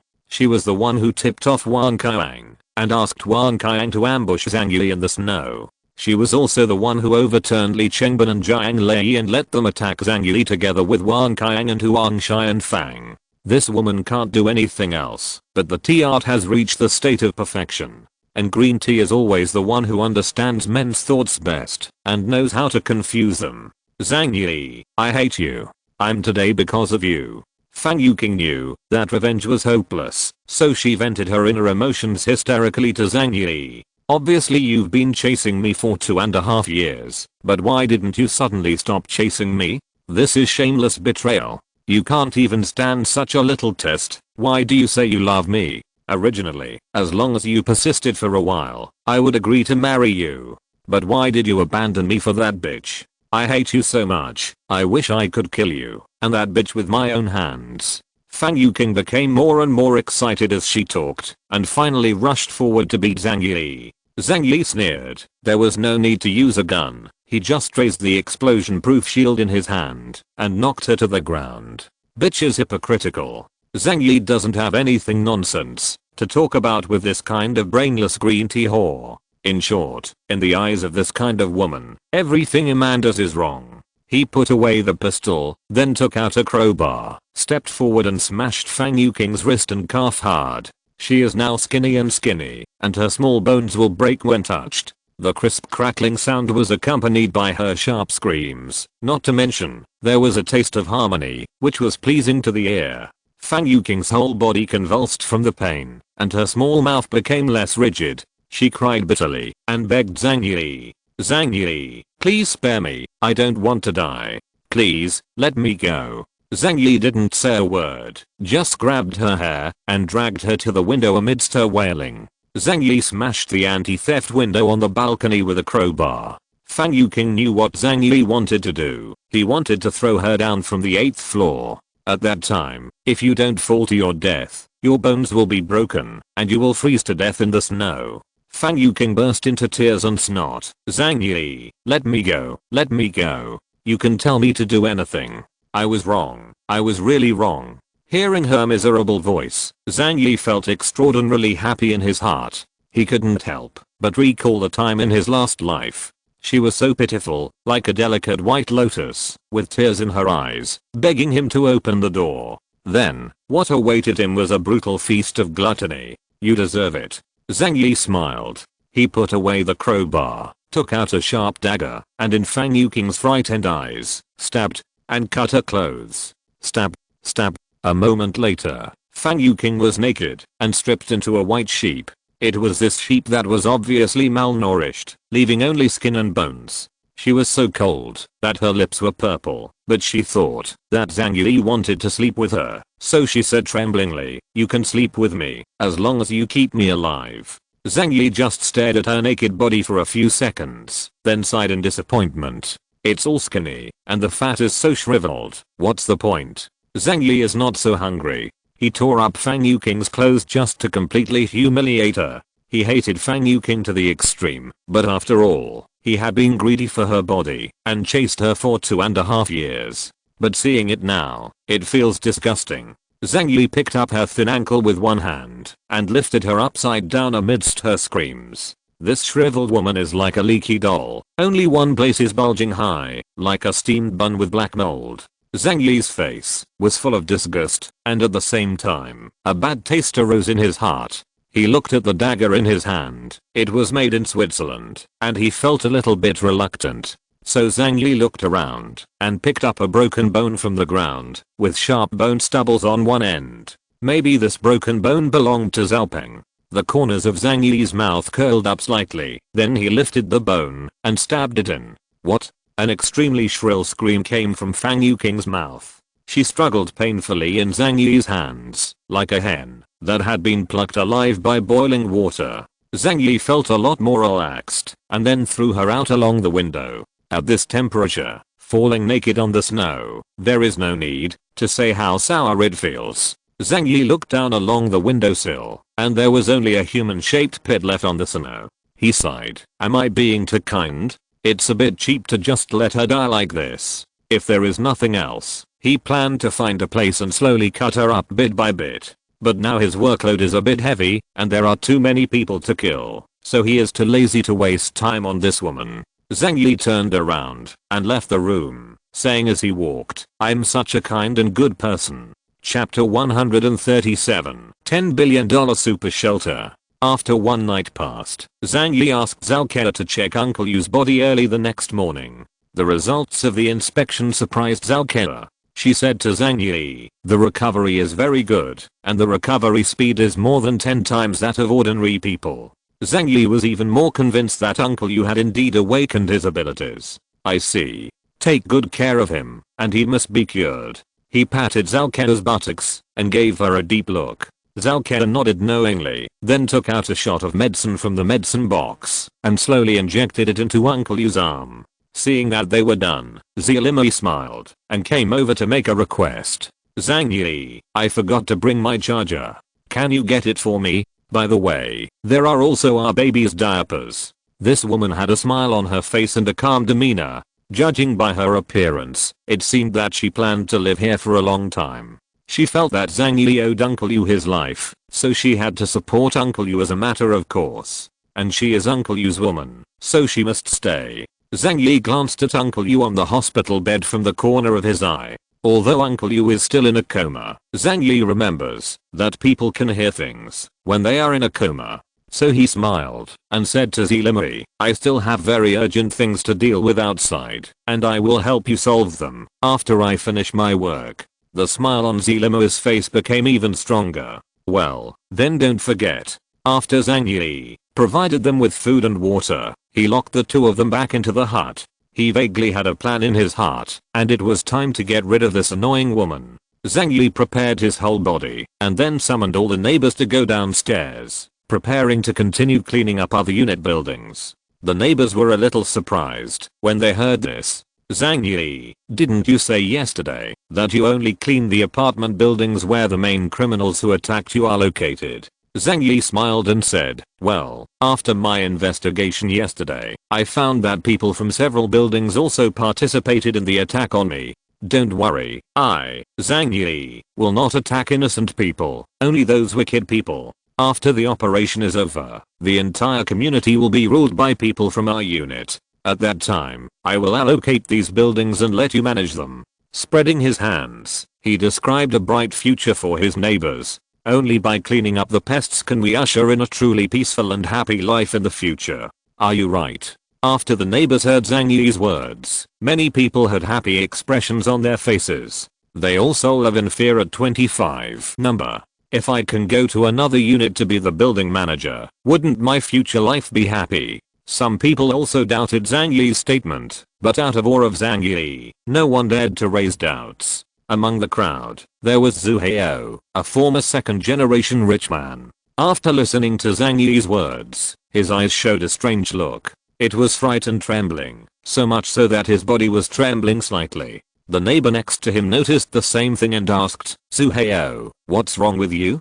Zhu Hao swallowed his saliva and quickly lowered his head. It's okay, I'm fine. It's just a little cold. Others said, oh, then you have to keep warm. If you catch a cold this day, there is a high probability that you will die. Zhang Yi led a group of people under him and began to clean up the buildings one by one. His target, of course, was the few unit buildings with stubborn forces. Early in the morning, when many people were still huddled under the quilt and did not wake up, Zhang Yi's constant temperature barbecue began. By the time many people were awakened by the thick smoke, they had lost the chance to escape. While setting the fire, Zhang Yi shouted to the whole community with a loudspeaker, I, Zhang Yi, did not kill innocent people indiscriminately. After my investigation last night, people in these buildings participated in the attack on me. As long as you hand over those people, I will let the past go. If you are stubborn and refuse to surrender, I can only regard you as my accomplices and wipe them all out. When Zhang Yi shouted, those unit buildings that were not burned down fell silent. Zhang Yi is still very reasonable. Those people deserve to die. As long as the fire doesn't reach my head, it's fine. After Zhang Yi kills this group, it will definitely not continue. Anyway, this matter has nothing to do with me. Why did Zhang Yi kill me? That's right, don't worry about this matter. Going out is also getting shot. It's better to stay at home honestly. I believe Zhang Yi is not an unreasonable person. Everyone upholds this mentality and watches the fire from the other side. Besides, although Zhang Yi set fire to it, the neighbors also benefited. You see, the temperature in this community has suddenly become much higher, and everyone is not so cold anymore. The flames were blazing, and the owner upstairs couldn't bear it any longer. He pushed a few people out and said to Zhang Yi, they are the ones who want to harm you. Let's hand him over. Please let us go. Zhang Yi took a look, then calmly raised the gun in his hand. Boom. Boom. Boom. Those people were all beaten to death by him. Zhang Yi said lightly, nonsense. I think you are just thieves shouting to catch thieves.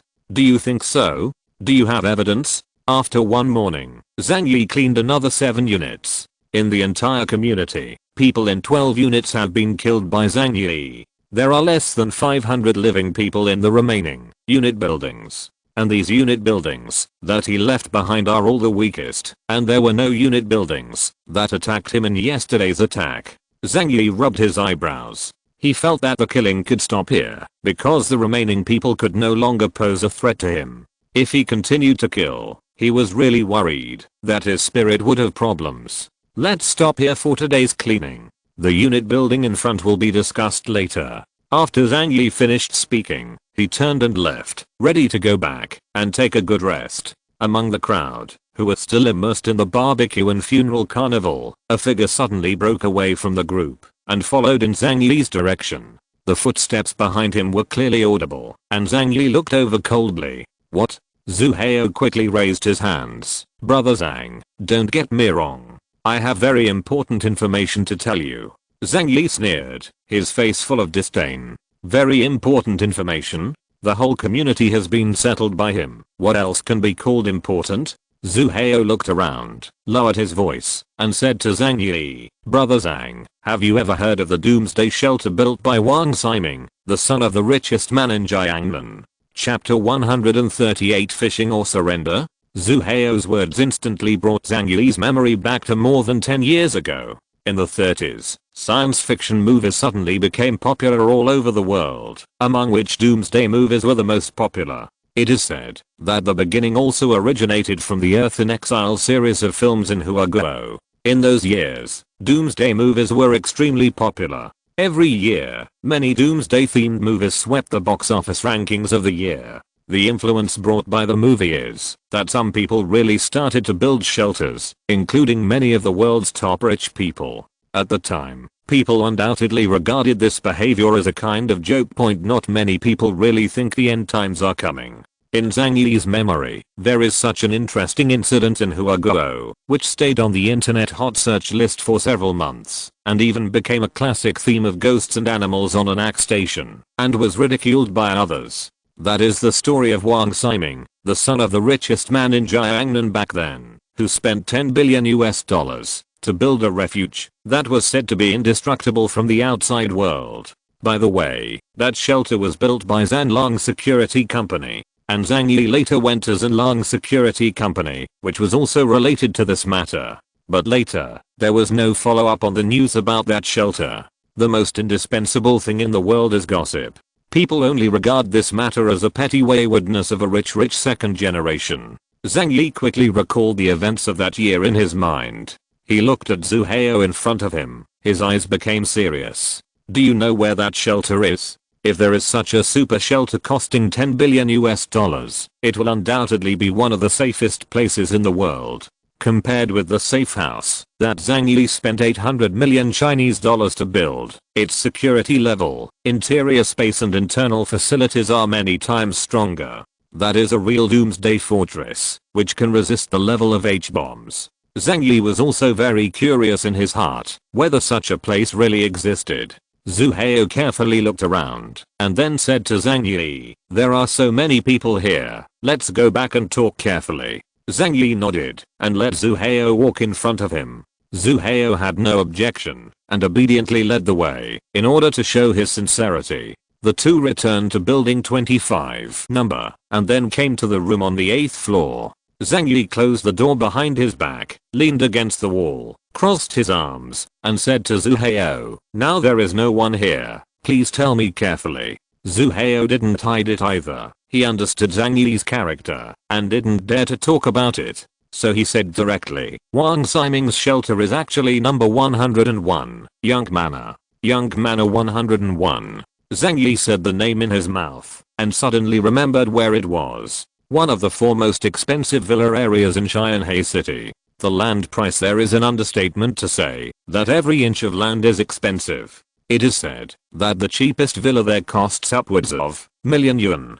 So the people who can live there are not ordinary wealthy people. And Young Manor 101 was the villa of Wang Ximing, the son of the richest man in the south of the Yangtze River, and it was also rumored to be a super mansion worth 2.5 million yuan. After Liao Wang passed away, Wang Ximing inherited the family's assets worth hundreds of billions. Although he indulged in pleasure and was not good at management, he fell from the rich list for a time. But this man is known as the first son of the Hua Kingdom because he has enjoyed unimaginable splendor and wealth in his nearly 40 years of life. There are rumors that more than 80% of the first-line actresses in Huaguo have had sex with him. Some even said that he has dated tens of thousands of girlfriends. Zhang Yi crossed his arms and looked at Zhu Hao in front of him playfully. "Why did you tell me this news? There is nothing to be courteous, and it is either a traitor or a thief. If the shelter is really as rumored, the cost will be as high as $10 billion. That is definitely not something that Zhang Yi can break in with just a few guns. Therefore, he would not think that he shouldn't hit, so as not to send his own life in it. Who knows?" Zhu Hao said, "I tell you this news because I hope to follow you. As long as you let me be your follower, I will help you take down this shelter." Zhang Yi narrowed his eyes and carefully looked at the man in front of him. A super shelter costing $1 billion is undoubtedly full of attraction for Zhang Yi. His work in the Yulu community is about to be finished, and the people who should be killed are almost killed. In the outside world, I believe there are still some people who know that he has a lot of supplies. At this time, it is the most sensible way to take off your clothes and hide your identity and reputation deeply. If he could find a more perfect shelter, he would certainly be happy to go there.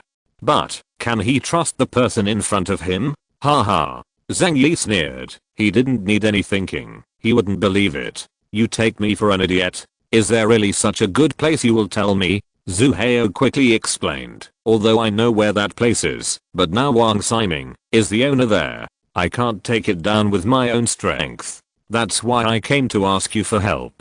As long as you let me follow you, and let me have enough food and clothing in the future, I will do my best to help you.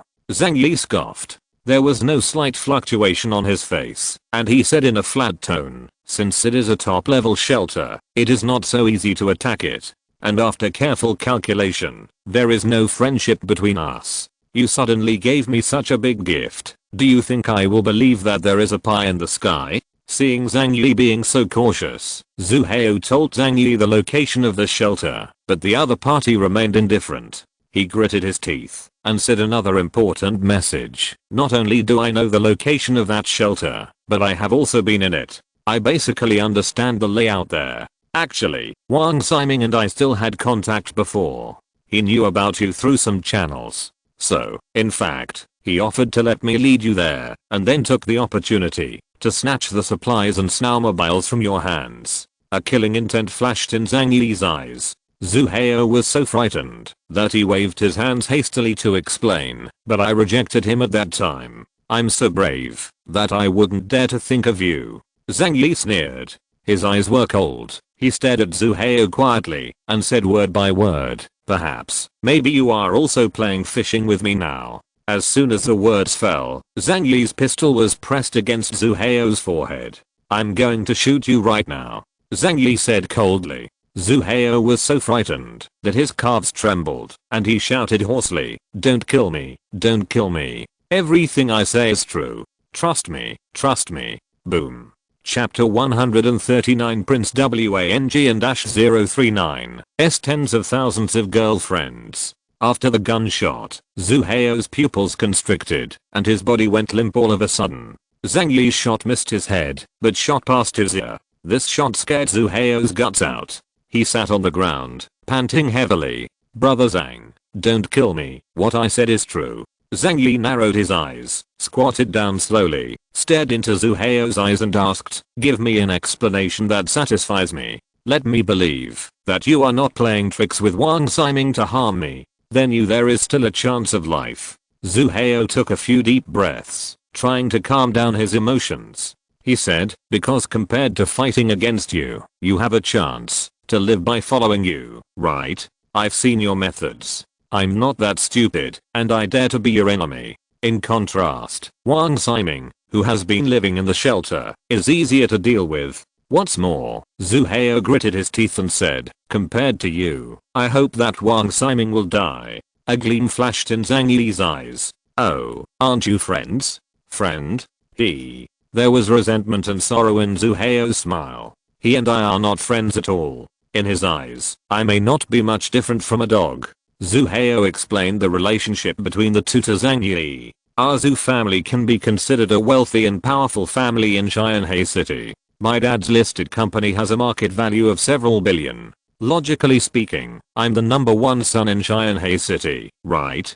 But after Wang Ximing came back from abroad, the pattern of rich second-generation circles in Xianhe City has completely changed. The Wang family is far superior to our family in terms of financial resources and background. In front of others, I'm Zhu Hao who is worth a lot of money. But in his eyes, I'm nothing at all. Zhang Yi smiled slightly and said with great interest, I remember Wang Ximing said a word. I don't care whether he has money or not when I make friends. I don't have money anyway.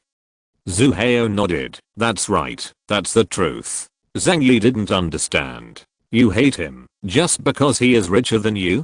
No, you don't understand our circle at all. Zhu Hao shook his head and then explained to Zhang Yi. The Zhu family is in the building materials business, and the Wang family is our biggest financial backer. In other words, our whole family depends on the face of the Wang family for dinner. So as soon as Wang Ximing came back, I had to try my best to curry favor with him.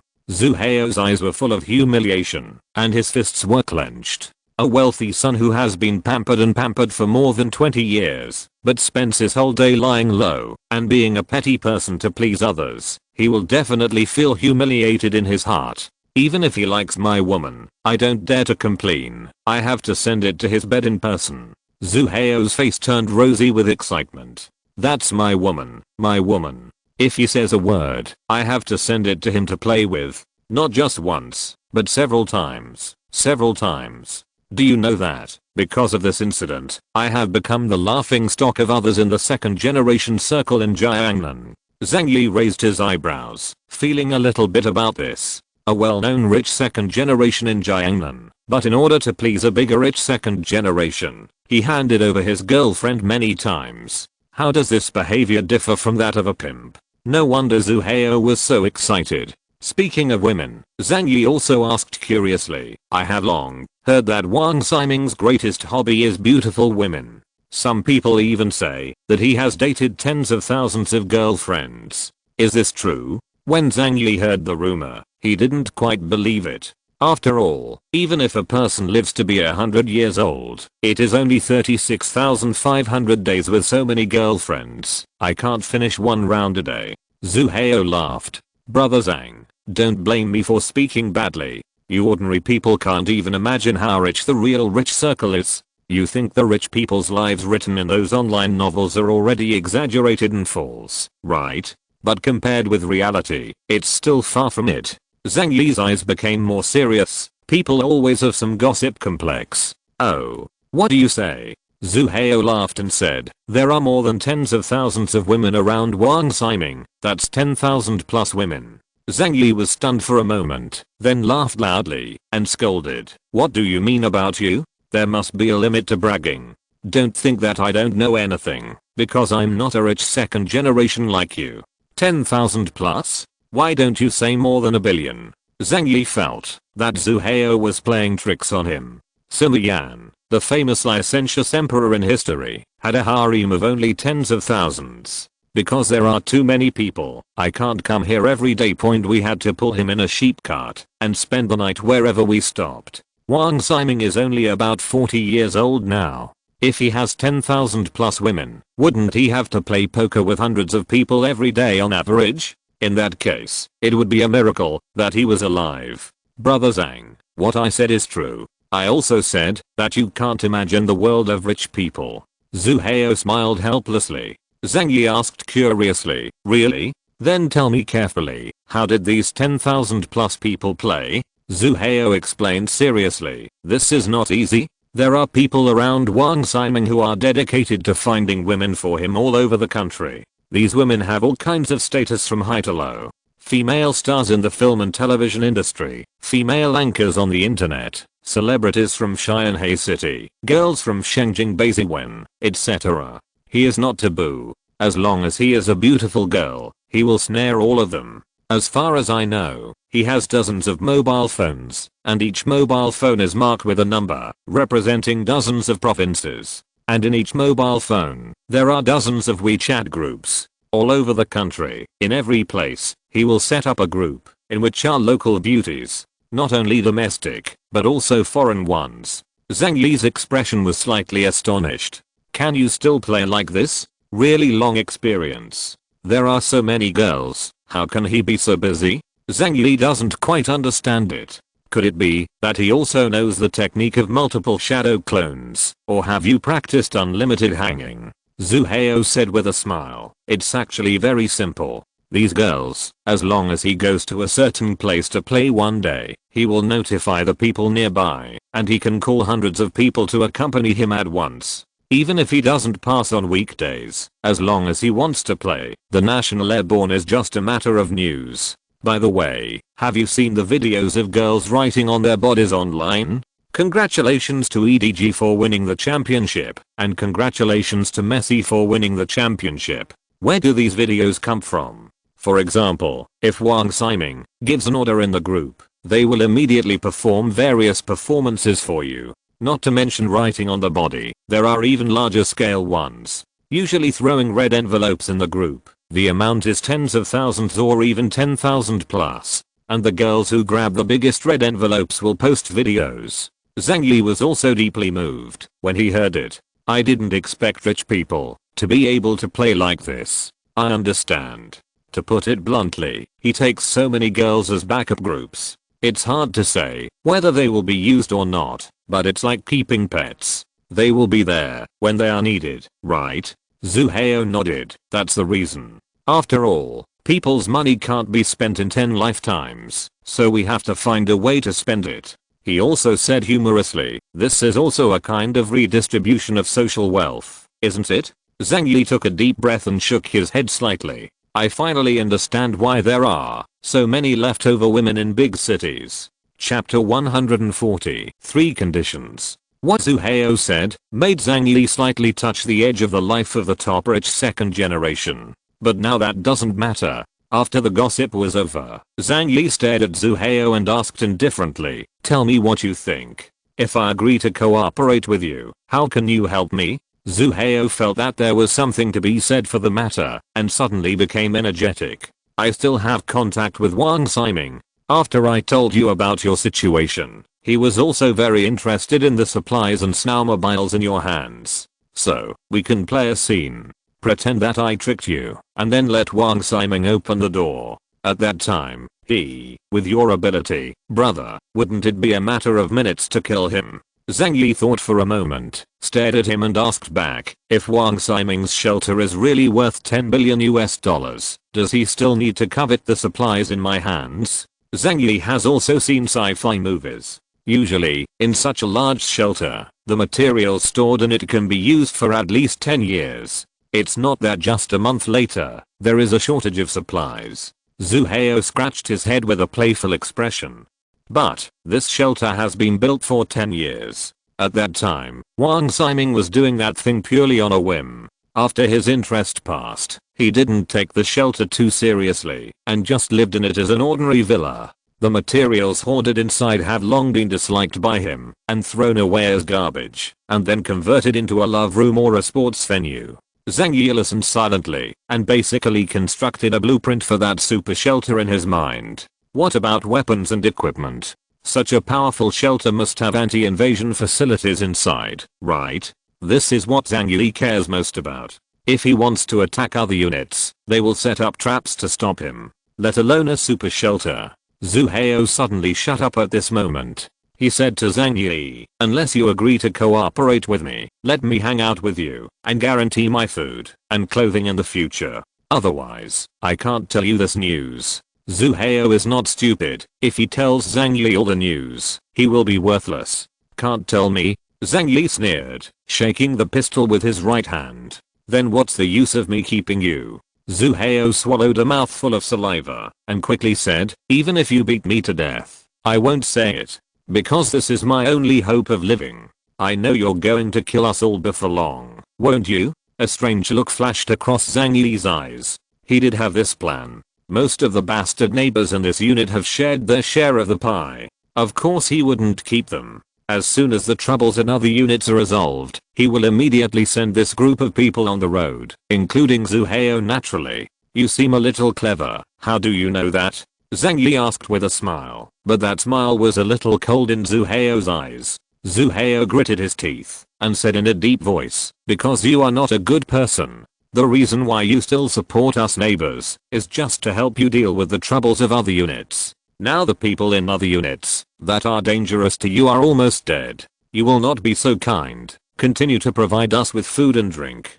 Zhang Yi slowly put down the gun in his hand. Zhu Hao is right. This guy is indeed a little clever. Zhu Hao said, so, instead of waiting to die, I'd better fight. Use the information in my hands to trade you a chance of survival. Zhang Yi narrowed his eyes and looked at Zhu Hao in front of him. He was weighing the pros and cons in his mind. According to Zhu Hao, the super shelter worth $10 billion is stronger than his safe house, and there are various living facilities in it. For example, farms, swimming pools, gymnasiums, and even love houses. If Zhang Yi can take this place down, the quality of life in the future will definitely be greatly improved. However, the risks behind this matter must be considered. First, Zhang Yi doesn't trust Zhu Hao. No matter how extravagant he said, it was impossible for Zhang Yi to trust someone who didn't have a good relationship with him. And based on Zhang Yi's impression of Zhu Hao himself is unreliable. If the trust between the two is established, this is the most important thing. It must be ensured that Zhu Hao will not deceive him. Second, even if what Zhu Hao said is true, it is unknown how risky the action is. Zhang Yi had his own safe house, and it was because of it that he killed dozens of neighbors who wanted to attack by force. And the security level of Wang Ximing's shelter is at least hundreds of levels higher than his safe house. It was a shelter that was resistant to H-bombs, and Zhang Yi's current weapons could not break through it at all. Zhang Yi remained silent, and Zhu Hao waited nervously not far from him. This waiting process was undoubtedly a huge torment for Zhu Hao, because he knew that once Zhang Yi refused him, the result would be to kill him immediately. But he has no other way to go. Unless he can hug Zhang Yi's thigh, he will die sooner or later. After a long time, Zhang Yi made a decision in his heart. He looked at Zhu Hao and said coldly, "I can promise you to hang out with me. But there are a few conditions that you must abide by." Zhu Hao's tense body suddenly relaxed, and his heart was ecstatic. He won the bet. Zhu Hao couldn't help nodding. "Okay, tell me what you want." Zhang Yi said, "First, you must clearly explain to me the situation inside the shelter, especially the safety devices and firepower inside." Zhu Hao quickly said, "Naturally, after the shelter was built, Wang Ximing invited many people to visit it to show off. I was among them." Zhang Yi nodded. "Second, I need you to help me kill someone. This matter is easier to handle. Now is the end of the world. What's the point of killing someone?" But Zhu Hao was a little strange. "Who do you want to kill? Can't you kill me?" Zhang Yi smiled lightly. "It's a person I don't feel comfortable doing. Anyway, just wait for my news." Zhu Hao didn't hesitate at all. Just killing a person is equivalent to submitting a nomination certificate. This deal is really worth it. Then, there is one last condition. The smile on Zhang Yi's face became a little weird, and Zhu Hao couldn't help but swallow his saliva. "What?" Zhang Yi said. "Go upstairs. I'll fetch something for you." Zhu Hao didn't know what Zhang Yi was talking about, but he followed him to the stairs on the 24th floor. "I'm going to get something. You stay here, and don't move around." After Zhang Yi finished speaking, he went into the house alone, and left Zhu Hao there. Chapter 141 Poison. After Zhu Hao waited outside for a few minutes, the sound of the door opening came. He hurriedly looked outside, and saw Zhang Yi walking over with a silver suitcase. Zhu Hao's eyes fell on the suitcase, and he felt that it looked very mysterious, and he didn't know what was hidden inside. Zhang Yi walked up to Zhu Hao, and said to him calmly, "Do you know what I did before?" Zhu Hao froze for a moment, then shook his head. In the past, he was a rich second generation, and Zhang Yi was just an ordinary young man who could be seen everywhere in the community. Why would he care who Zhang Yi is? Zhang Yi continued, "In the earliest days, I was a boxer. In 2041, he won the championship for the first time in free kickboxing in Southeast Asia. In 2042, defeat the heavy gunner Thunder Dragon of Sakura, and follow up with the karate masters who swept Sakura country for 3 consecutive years. Later, he joined the French mercenaries, and participated in battles in the Middle East all year round. He was given the nickname, Half a Fox. Because I was tired of fighting and killing in the rivers and lakes, I returned to China. My current occupation is an ordinary killer and warehouse manager." Zhu Hao's scalp became numb when he heard this. He didn't expect the man in front of him to have so many hidden identities besides being handsome. Zhu Hao said in his heart, no wonder his marksmanship is so powerful. He never relents when killing people. Let me just say, this person is either a retired urban soldier king, or a professional killer. Sure enough, this is a real boss. If you can hang out with him in the last days, you will definitely be able to survive. As Zhang Yi spoke, he opened a silver suitcase in his hand. When I was a mercenary, I often caught some prisoners who were difficult to deal with. Therefore, we have special countermeasures for those who are stubborn or have bad intentions. While talking, he stared at Zuheo with his eyes. Zuheo's body tensed up, terrified. I saw that after Zhang Yi opened the suitcase, he took out a needle tube from it, and there was already a tube of blue liquid in it. That deep blue reminded Zuheo of poison. This scene can be seen more than once in the movie. The fear in his heart made Zuheo back again and again. Brother Zhang, what are you doing? There was a smile on the corner of Zhang Yi's mouth, and he walked towards him holding the syringe. This is a chronic poison we commonly use. It will take a week after the injection. If there is no antidote, you will definitely die. If you want me to believe you, then let me give you an injection. Don't worry, as long as we take down Wang Ximing's shelter, I will give you the antidote. Zuheo's eyes widened. What? It's really poison. No, don't come here. Zhang Yi was too lazy to talk nonsense with him. It's up to you. This is the end of the matter. You have to fight if you fight, and you have to fight if you don't fight. After speaking, he held down Zuheo and pushed him directly against the wall. Then he tore off his pants and slowly but firmly inserted the needle into his ass. Zuheo shed tears in humiliation. Zhang Yi finished the work soon, put away the needle, smiled and said to him, "From now on, you are mine." Zuheo pulled up his pants tremblingly. Suddenly, his head spun, and he fell to the ground. Vomit. Zuheo lay on the ground and retched. He felt extremely uncomfortable at this time, dizzy, retching, chest tightness, and even breathing was not smooth. This made him more convinced that he was poisoned. Zhang Yi said lightly, "Don't panic, this poison is chronic. I also want to make sure that we don't have to be suspicious of each other. In this way, if you cheat me to death, you won't survive. And after I get the shelter, there is no need to kill you. Instead, I will give you enough food and a comfortable living environment." Zuheo retched for a while.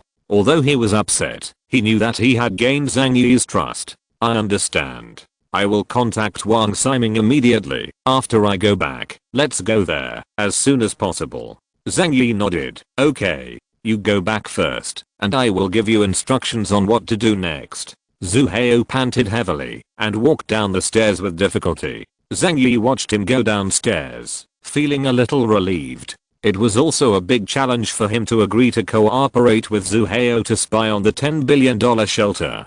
In fact, Zhang Yi's so-called chronic poison does not exist at all. He was using a drug called methylene blue injection, which is used to treat methemoglobinemia. However, if the drug is injected too quickly, it can cause symptoms similar to poisoning such as dizziness, retching and chest tightness. Only by doing this can he ensure that Zuheo is not cheating him and also prevent him from betraying him temporarily in the future.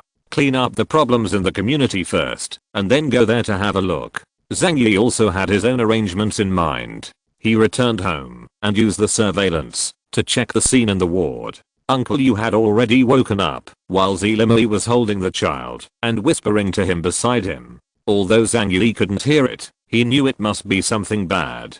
Zhang Yi raised his mouth and walked over to open the door. Hearing the sound of the door opening, Zilimui immediately shut up, pretending to coax the child. Zhang Yi didn't look at her and walked up to Uncle Yu with a smile. "Uncle Yu, you're awake. You really scared me to death, but luckily you're fine." Uncle Yu's expression was still a little weak. He squeezed out a smile and said to Zhang Yi, "Fortunately, you have a doctor here, otherwise I would really die. I heard that you got rid of all those people who Wang Xianfang put away. It's really you." Zhang Yi said with a smile. "What are they? It's not worth mentioning to me." As he spoke, he peeled off his coat, revealing the body armor inside. "I have a bulletproof vest on my body. They hid a broken gun and thought it was a secret weapon. But it's useless to me." Uncle Yu's eyes widened, and his mouth was open, extremely embarrassed. At that time, he risked his life to help Zhang Yi block the bullet, but unexpectedly, it was in vain. Zhang Yi said with a smile, "It's also my fault that I didn't tell you in advance. Who would have thought that they would suddenly explode and hurt people? It's a good thing you're fine, otherwise I'd be so sorry." Uncle Yu was quite embarrassed. "No, I can't help much either. Please save me." Zhang Yi waved his hand. "You don't need to say such polite words to me. I'm already very touched that you have such a heart. In a few words, Zhang Yi let Uncle Yu understand that Zhang Yi didn't owe him much, but just accepted his affection. This kind of thing has to be settled clearly to avoid trouble in the future. Chapter 142. Zhang Yi comforted Uncle Yu. At this time, Uncle Yu has a different meaning to Zhang Yi. His body has mutated, and the type of ability is unknown. However, according to Zalke's description and current observations, it should be about enhancing physical fitness. This is so crucial to Zhang Yi. What he needs is a reliable, well, it may not sound good to say it, but it is actually a labor plus meat shield. Heal your injuries well, and you don't have to worry about other things now. Zhang Yi comforted him. Uncle Yu said in a weak voice, no, I feel that I have no strength in my whole body now, and I can't lift my arms. If you go on like this, I don't know how long I'll have to trouble you. Zhang Yi knew that it was the effect of muscle relaxants. It's okay, you just recuperate steadily. I'm here for other things. Uncle Yu glanced at Zhang Yi gratefully and nodded. Zilimi, who was next to her, heard this and said quickly, Zhang Yi, you are so kind to my husband. Our family of 3 doesn't know how to thank you. Our whole family will count on you from now on. Uncle Yu blushed and said weakly, Ami, you can't trouble others all the time. You can take care of you when I recover from my injury. Zilimi put her hand on his shoulder and said aggrievedly, you have been injured for 100 days, but you were shot. When will you recover? Even if you recover, your body is not as good as before. What can you do? Zhang Yi is so capable. What do you say? If he wants to take care of us, isn't this a waste of his efforts? Uncle Yu's face flushed red. He was not good at words, and he didn't know how to refute what Zilimi said. Zhang Yi smiled slightly. Sister Z said that I will be responsible for the life of your family of 3 in the future. Zilimi's eyes lit up, and she said excitedly, Zhang Yi, you promised this with your own mouth. You don't want to go back on your word. Zhang Yi smiled and nodded. Of course, I, Zhang Yi, spit on every nail and never regret it. Uncle Yu was very embarrassed. Zhang Yi, Zhang Yi stopped Uncle Yu from continuing. Heal your wounds well. After Zhang Yi finished speaking, he got up and wanted to leave. Before he reached the door, he muttered in his heart. 3,2. Before counting 1, Zilimi's voice sounded. Zhang Yi, don't rush away. Eldest sister has something to tell you. The corners of Zhang Yi's mouth curled up slightly. Zilimi was locked up in this room for a day. Although he provided food and hot water, people always push their feet, and she will definitely have more demands. And when they came, neither she nor the child's daily necessities were brought. She must go back and get something.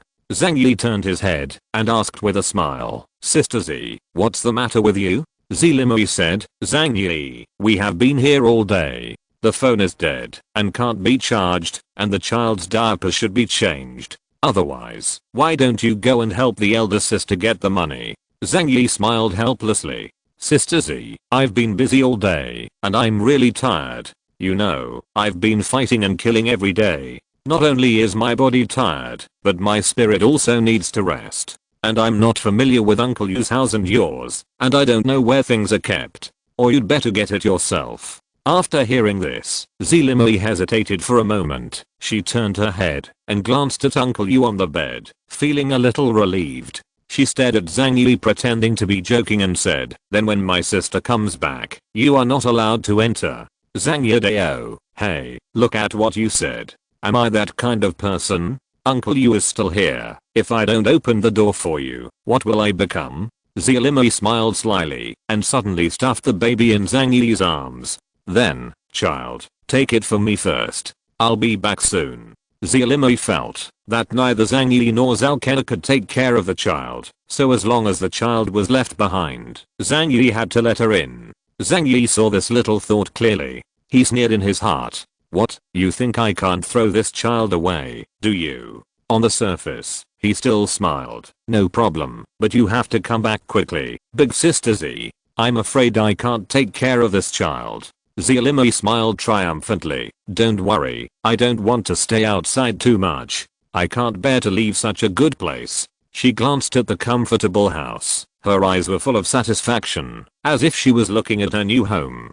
Zhang Yi opened the door for Zelimai, and she went out. Zhang Yi closed the door and looked down at the baby in the swaddle. This is a white and tender little doll. The skin is like water. After Zhang Yi saw her, his heart was touched. He couldn't help reaching out to touch the child's little face. It's cool, like a piece of watery jelly. Zhang Yi took a deep breath. He still couldn't do anything to a child. Go back and find a woman to adopt you. Zhang Yi took out his mobile phone, sent a message to Zhu Hao, and then carried the child back to the ward to chat with Uncle Yu. After Zelimai left Zhang Yi's house, she suddenly felt a biting cold hit her. Shocked by the cold, she quickly put on her hat and put her hands in her pockets. It's so cold, so cold. She glanced back at the heavy door of Zhang Yi's house with jealousy and covetousness in her eyes. It turns out that this room is so warm. Compared to it, the outside is like a freezing hell.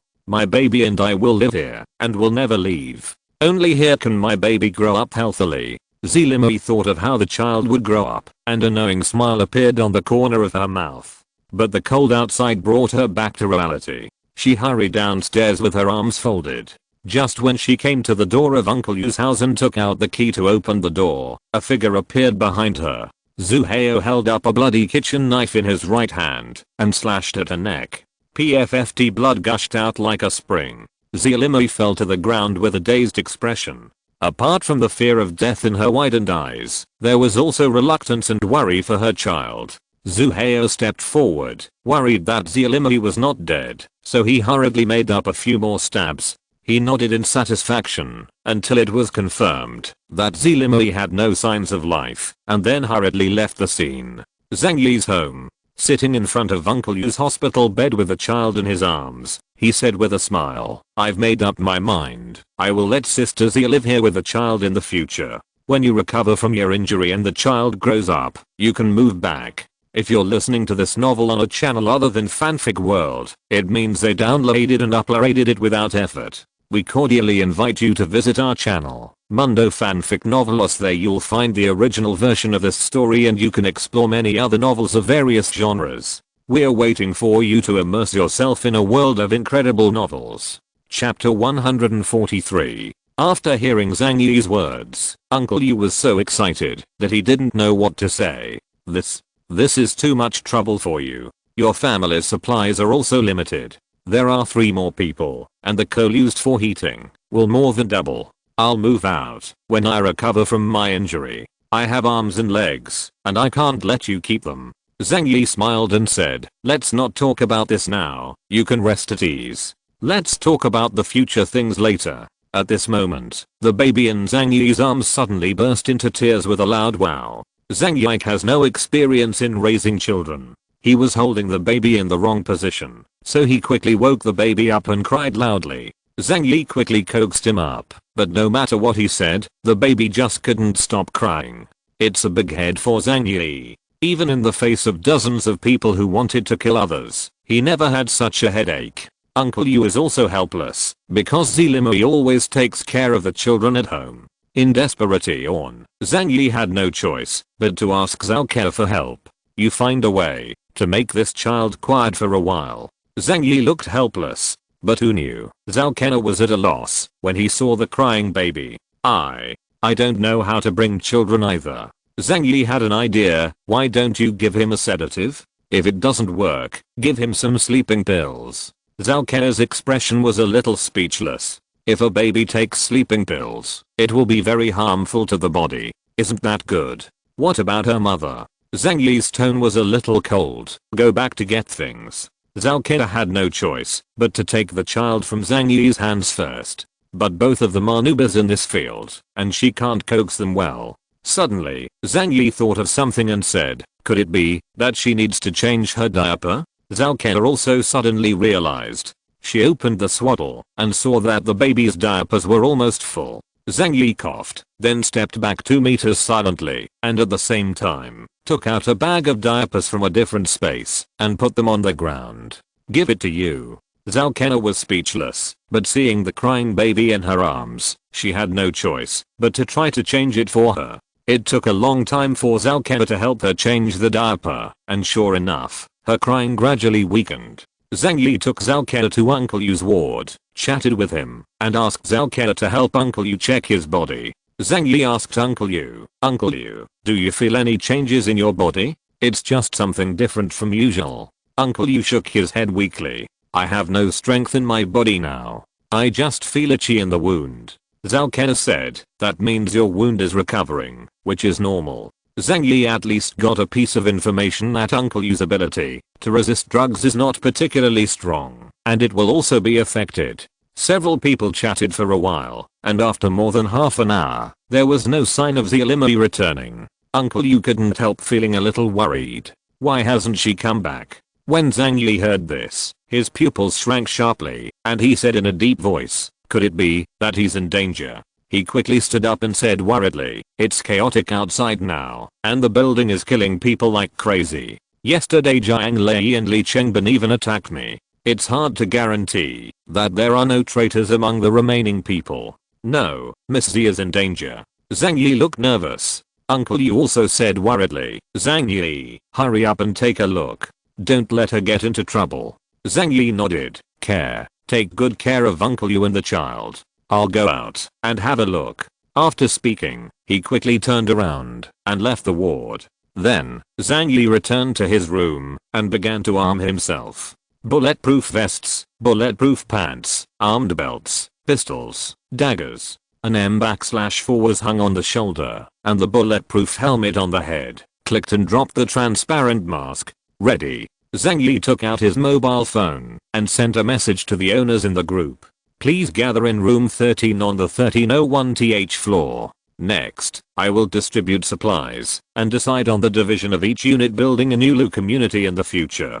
You can choose any unit building at will. First come, first served." After saying these words, Zhang Yi specially sent a message to Zhu Heyo, "Be honest and stay at home." Then he put his phone away and walked out of the house. Zhang Yi's footsteps were very slow, but he heard the sound of rumbling coming from the corridor.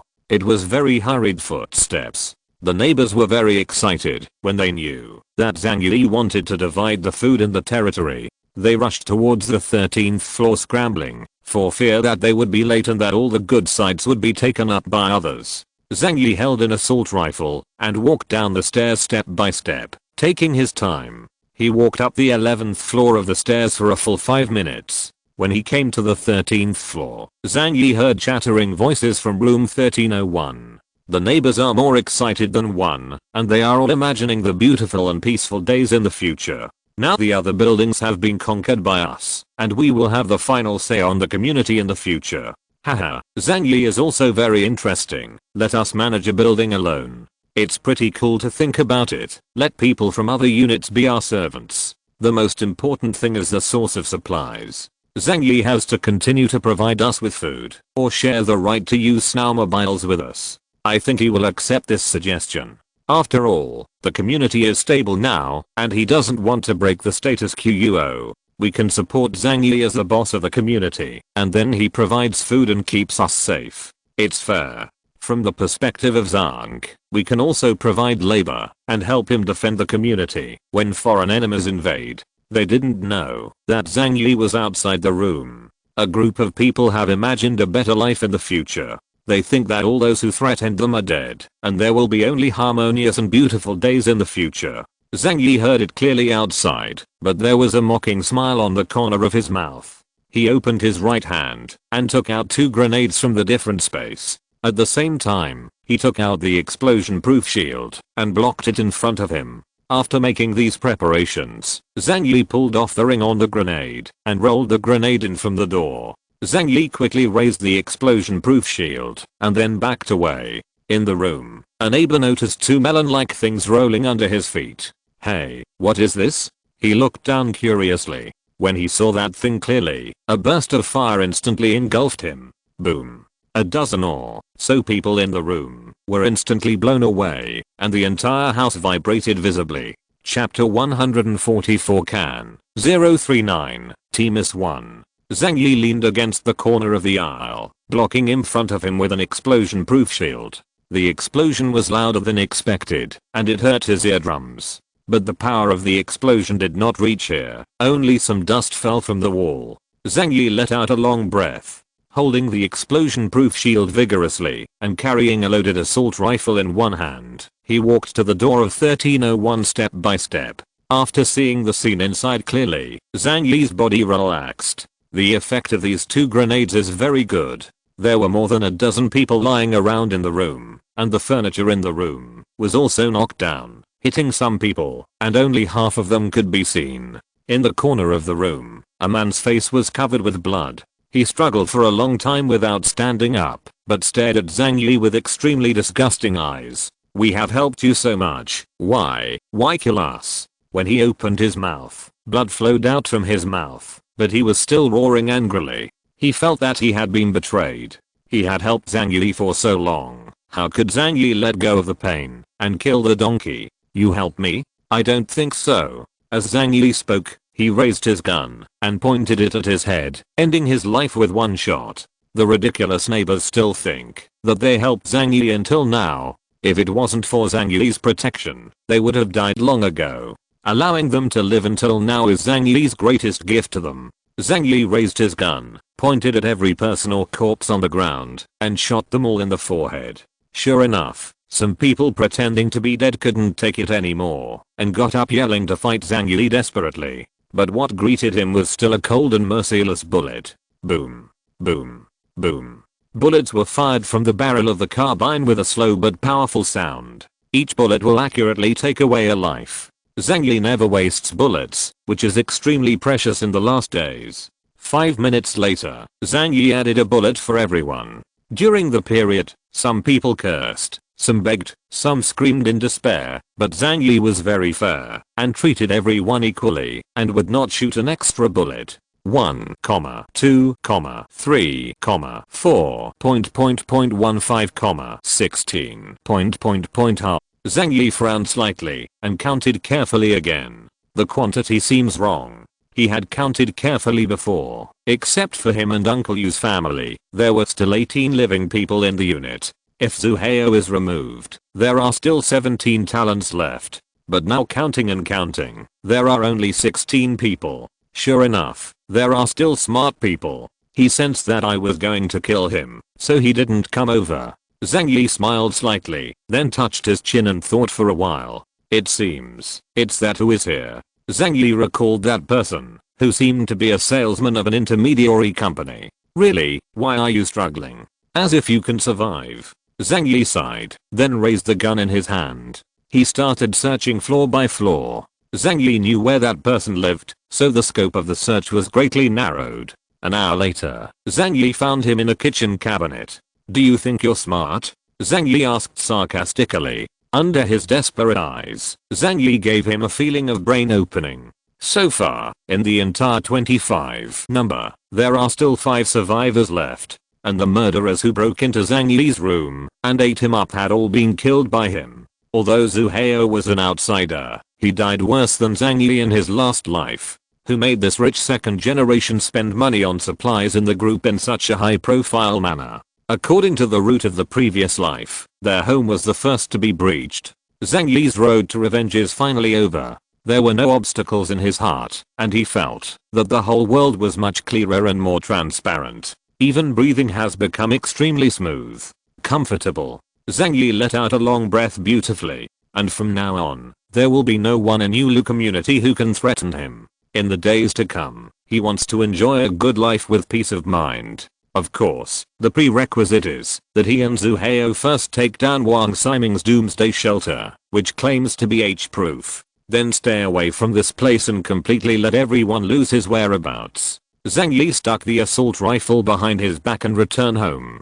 Before he came to Uncle Yu's ward, he had already put on a sad expression. "Uncle Yu, I have some bad news for you. Sister Z, hey." Zhang Yi clenched his fists and sighed deeply. Uncle Yu already understood what happened and asked incredulously, "Zilimi, what's wrong?" Zhang Yi said, "Those neighbors have actually been dissatisfied with us for a long time. They secretly colluded with people from other units and wanted to kill you and me. Then they robbed our supplies and my house. Although I killed Jiang Lei and Li Chengbin, there are still traitors among the rest. They were worried that I would retaliate afterwards, so they acted early and gave Sister Z2, hey, Zhang Yi said with a sad expression on his face. Uncle Yu closed his eyes in pain and then slammed hard on the bed. Bang! A loud noise. The corners of the bed made of steel were smashed and collapsed. There was a flash of light in Zhang Yi's eyes. It seems that he guessed right. Uncle Yu's ability is of strength type. That's nice. Just enough to compliment him. And in the future, if you have any strength to work, you don't have to worry about no one being able to do it. Uncle Yu, don't worry. I didn't make those students feel better. I killed them all, and I avenged Big Sister Z. Uncle Yu slowly opened his eyes. The sockets were moist. He is a person who attaches great importance to feelings. Although he was with Zelimoi at the beginning, he only wanted to show her body, but as the old saying goes, he would inevitably feel sad if he fell in love with each other for a long time. Those people are indeed damned. I knew their conduct was unreliable. I just never thought that you and I have put in so much effort for this building, and instead of being thanked by them, we will be hated by them instead. These people really deserve to die. Uncle Yu said bitterly. He didn't have any doubts about Zhang Yi's words. For one thing, during this month, he witnessed various ungrateful behaviors of his neighbors, and also saw Li Chengbin and Zhang Lei attacking Zhang Yi.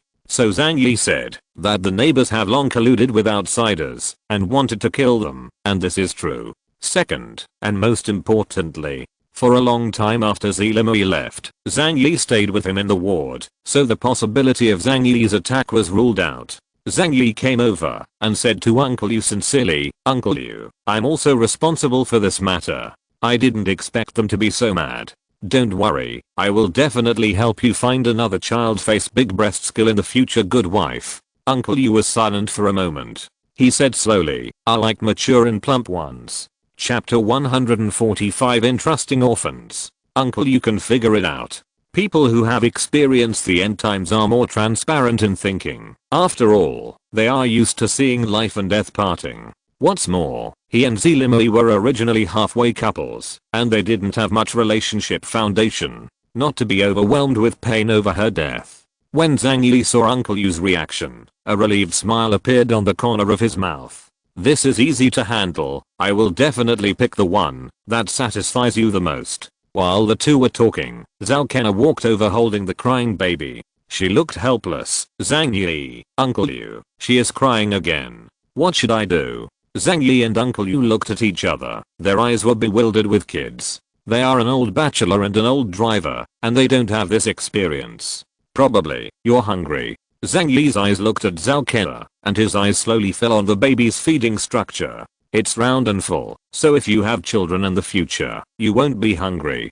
Zhao Kenna blushed immediately and said a little excitedly, what are you thinking? I haven't given birth yet. How can I have milk for her? Zhang Yi said, it's really not easy for us to take care of this child. We need to find an experienced person to take care of it. He glanced at Uncle Yu. Uncle Yu, shall we give this child away? When Zelimoi was still there, Uncle Yu could take care of the child for Zelimoi's sake. But Zelimoi is gone. Uncle Yu will help her take care of the child? Isn't that a pure grievance? Uncle Yu is not cerebral palsy either, so he wouldn't do such a stupid thing. Just looking at the baby in the swaddle, he couldn't bear it. His expression was a bit tangled. But if this child is sent out, will he survive? Zhang Yi nodded and said affirmatively, don't worry, after this battle in the community, it will be difficult to have large-scale conflicts in the future. I will find a reliable family to send her there, and then provide some necessities for the baby. It will be no problem.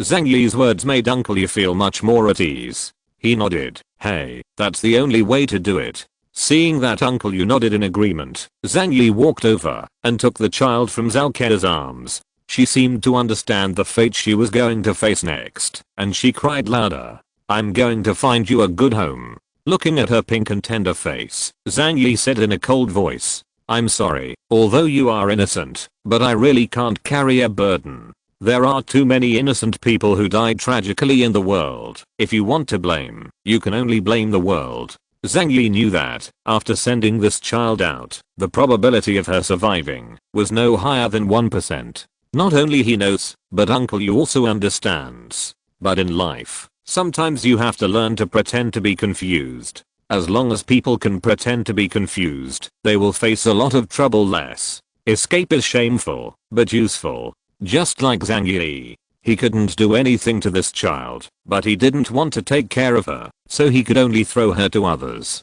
As for whether this child can survive, it depends on God's opinion. Zhang Yi found a backpack from the room, stuffed 2 packs of diapers, 2 bags of milk powder and a bag of rice weighing 10 catties into it. Then he carried a backpack, hugged the crying child in one hand, and left the house with a gun in the other. 25 number is very quiet now. The neighbors are all dead, and the world seems to have become quieter. Zhang Yi walked downstairs step by step, and then walked towards the 18 number building step by step. The entire neighborhood was extremely quiet, and he killed most of the people in one battle, especially all the fighters. The remaining residents are not very harmful, at least for Zhang Yi. Some people looked at Zhang Yi quietly through the window. Their eyes were full of horror. Zhang Yi, is he coming to kill us? People are terrified. Zhang Yi's goal is to be impartial, and it is the 18 number building with a harmonious homeland as its survival slogan. This scared the residents of 18 number to death. In their building, more than 60 people are still alive, and those who died all died of freezing or complications. As an idealist, Li Jian has maintained his ideal until now. This is why Zhang Yi did not attack 18 number. Zhang Yi came to the door of 18 number, raised his gun, and fired 2 shots into the sky. Li Jian, come out. After a while, Li Jian's short and thin body appeared in front of Zhang Yi's eyes. His dark circles were very heavy, and his face was sallow, as if he was about to die suddenly at any moment. From this, it can be seen how heavy the torment was for him, that day and night. They were all afraid that Zhang Yi would come over and smoke them to death in the building like other buildings. Zhang Yi, I'm here. Li Jian plucked up the courage to stand opposite Zhang Yi. Zhang Yi glanced at him, and the middle-aged man's body didn't even tremble. No wonder, after experiencing so many things, Li Jian was probably numb to death. Aren't you afraid of me? Zhang Yi asked with a smile. Li Jian swallowed his saliva. I'm afraid. But it's useless to be afraid. And I don't think you came here today to kill us. He pointed to the swaddle in Zhang Yi's arms, and the baby could still be heard crying in the tightly wrapped swaddle. You came here by yourself, and you are holding a child. With your personality, you will not use this posture to kill people. Zhang Yi nodded. Yes, I told you that you are a smart person. I'm here to give you a child. You have the most living people in this building. Is there any mother who is still breastfeeding? A look of excitement flashed in Li Jian's eyes, because he saw a chance to live from Zhang Yi's words. Yes, yes, yes. Do you want to find a nanny for the child? Li Jian nodded his head and quickly answered in the affirmative. Zhang Yi nodded. Oh, that's just right. This child will be raised by you in the future. As a condition, I don't have to kill you. As Zhang Yi said, he handed over the child in his hand. Li Jian hastily held the baby in his hands. He looked down at the baby, expressing his gratitude to her beyond words, because she saved the lives of the entire building. Zhang Yi also threw the backpack behind his back on the ground. Here are diapers and milk powder for her, and a bag of rice. Of course, I know that you may not give her this milk powder. You can take care of her as you like, and I don't care, as long as she lives. I don't blame you if you really can't feed it, but don't kill it on purpose. The baby's meat is fat and tender, so keep your mouths in the building. It's a child I sent over anyway, so I should always give me some face, right? Seeing the heavy backpack on the ground, Li Jian nodded quickly when he heard Zhang Yi's blatantly threatening words. Don't worry, we will take good care of this child. We will never let anything happen to her. Chapter 146 Hope. Li Jian turned his head and called a woman's name several times. Liu Mei, Liu Mei, come down. Soon, a long-haired woman ran over. Li Jian solemnly handed the child to her. From now on, this child will be handed over to you to raise. You will raise her as your dead daughter, and you can't let her have any mistakes. She is a life, understand? The woman named Liu Mei had just lost her daughter a while ago. Looking at the baby girl in front of her, she hugged her excitedly and refused to let go. A sloppy smile appeared on the corner of Zhang Yi's mouth. It seems that I can rest assured, right? Li Jian nodded again and again. Yes, you can rest assured.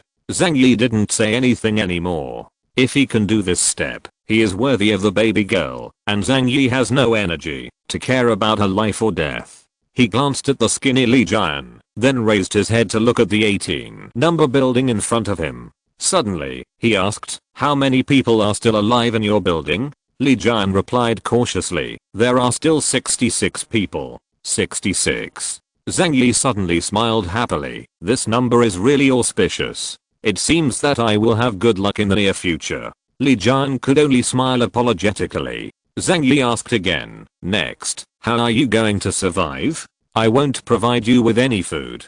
Li Jian opened his mouth, hesitated for a long time before saying, "There will be a solution. We have all lived to this day, and we have encountered many difficult things. As long as people are alive, there will be hope. There is no limit to the road, I have always believed." Zhang Yi gave a smirk with a hey hey, and leaned next to Li Jian and said temptingly, "The food problem is also easy to solve. See those buildings that I burned down? The rations inside are enough for you to eat for a long time." Li Jian's face changed. He shook his head resolutely. "No, we won't go that far. Once we have a wrong start, the end that awaits us will be destruction after all. Instead of doing that, it's better to die while retaining the dignity of being a human being. At least our hearts will be clear and magnanimous." Zhang Yi looked at Li Jian in surprise. He admitted that he was a little shocked by the man in front of him. It has come to such a difficult moment. Is there anyone who can maintain the same heart?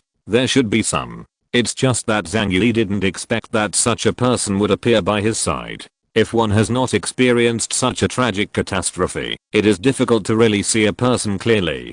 Zhang Yi smiled slightly and said to Li Jian, "To be honest, I actually admire you." Li Jian smiled with difficulty. "Thank you, but I admire you even more. Because you have the ability to keep yourself and the people around you alive, and you can still live well, even when the end comes. In this regard, I'm far behind you." Having said that, Li Jian summoned up his courage and made another attempt. "Zhang Yi, I have a request." "Stop." Zhang Yi stretched out his hand to stop him from continuing. "I know what you want to say, but you don't need to say any more. I won't help you. I don't have that leisure time." Li Jian asked puzzledly, "Why? You could provide 300 servings of food before, but now the entire community has almost the same number of living people. With your ability, you can manage the entire community well and lead everyone to survive." Zhang Yi sneered. "All living beings suffer, and I'm not a Buddha, so I cannot save so many people. Even if I save them, they may not be grateful to me. I'm very clear about the reason why Shengmi is kind and Michao is fighting. In troubled times, it's not easy to take good care of yourself. I don't have such lofty ambitions and a big heart.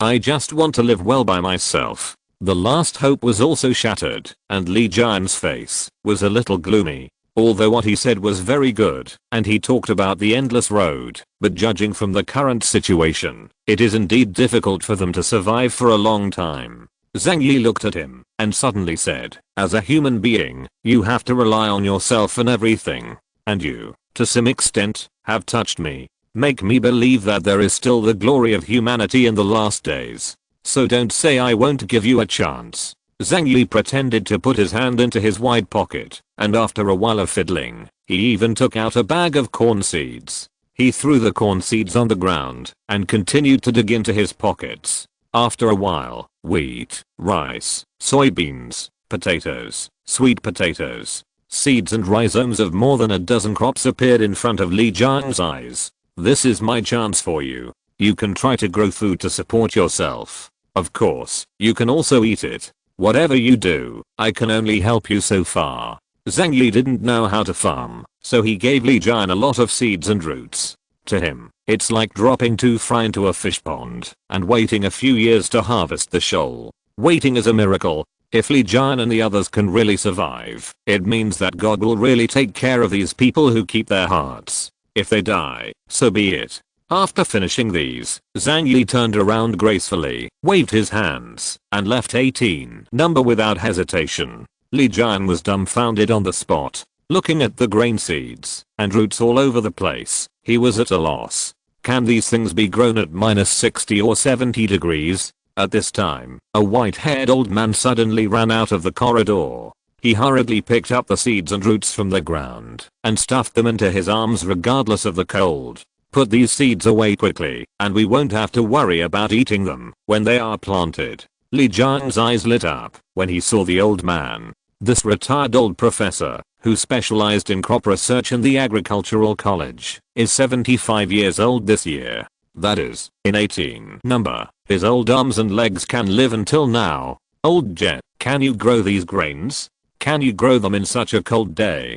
Mr. Jet said tremblingly, if there is a chance, there must be a chance. We have to try, no matter how slim the hope is, but if we succeed, we will survive. Li Jian suddenly realized, and then hurriedly accompanied him, stuffing these precious seeds and roots into his clothes to keep warm. After finishing these, Zhang Yi returned home. At this moment, he felt extremely relaxed. It's finally over, the grievances and resentments in the community point. As long as the next thing is done, he can hold the beautiful Zalkena in his arms and give birth to 8 out of 10 babies. Zalkena had just finished changing Uncle Yu's medicine and walked out of the room while taking off his mask. Seeing Zhang Yi lying lazily on the sofa, she asked, "Are you done with your work?" Zhang Yi nodded. "I'm a little hungry. Let's cook." "Okay, what do you want for lunch today?" Zalkena walked to the kitchen and prepared to cook while changing into her apron. Zhang Yi walked into the kitchen with a smile, reached out and hugged her from behind.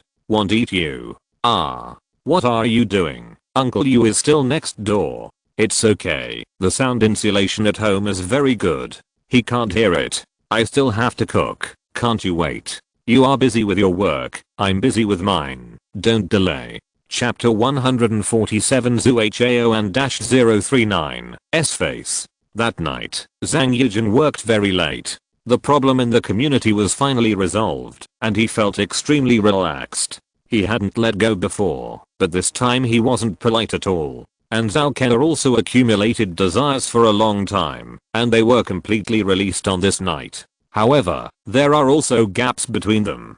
Zhang Yi's energy and physical strength are relatively strong, and he wakes up the next morning still vigorously. But Zalkena was so exhausted that she couldn't even get out of bed to cook.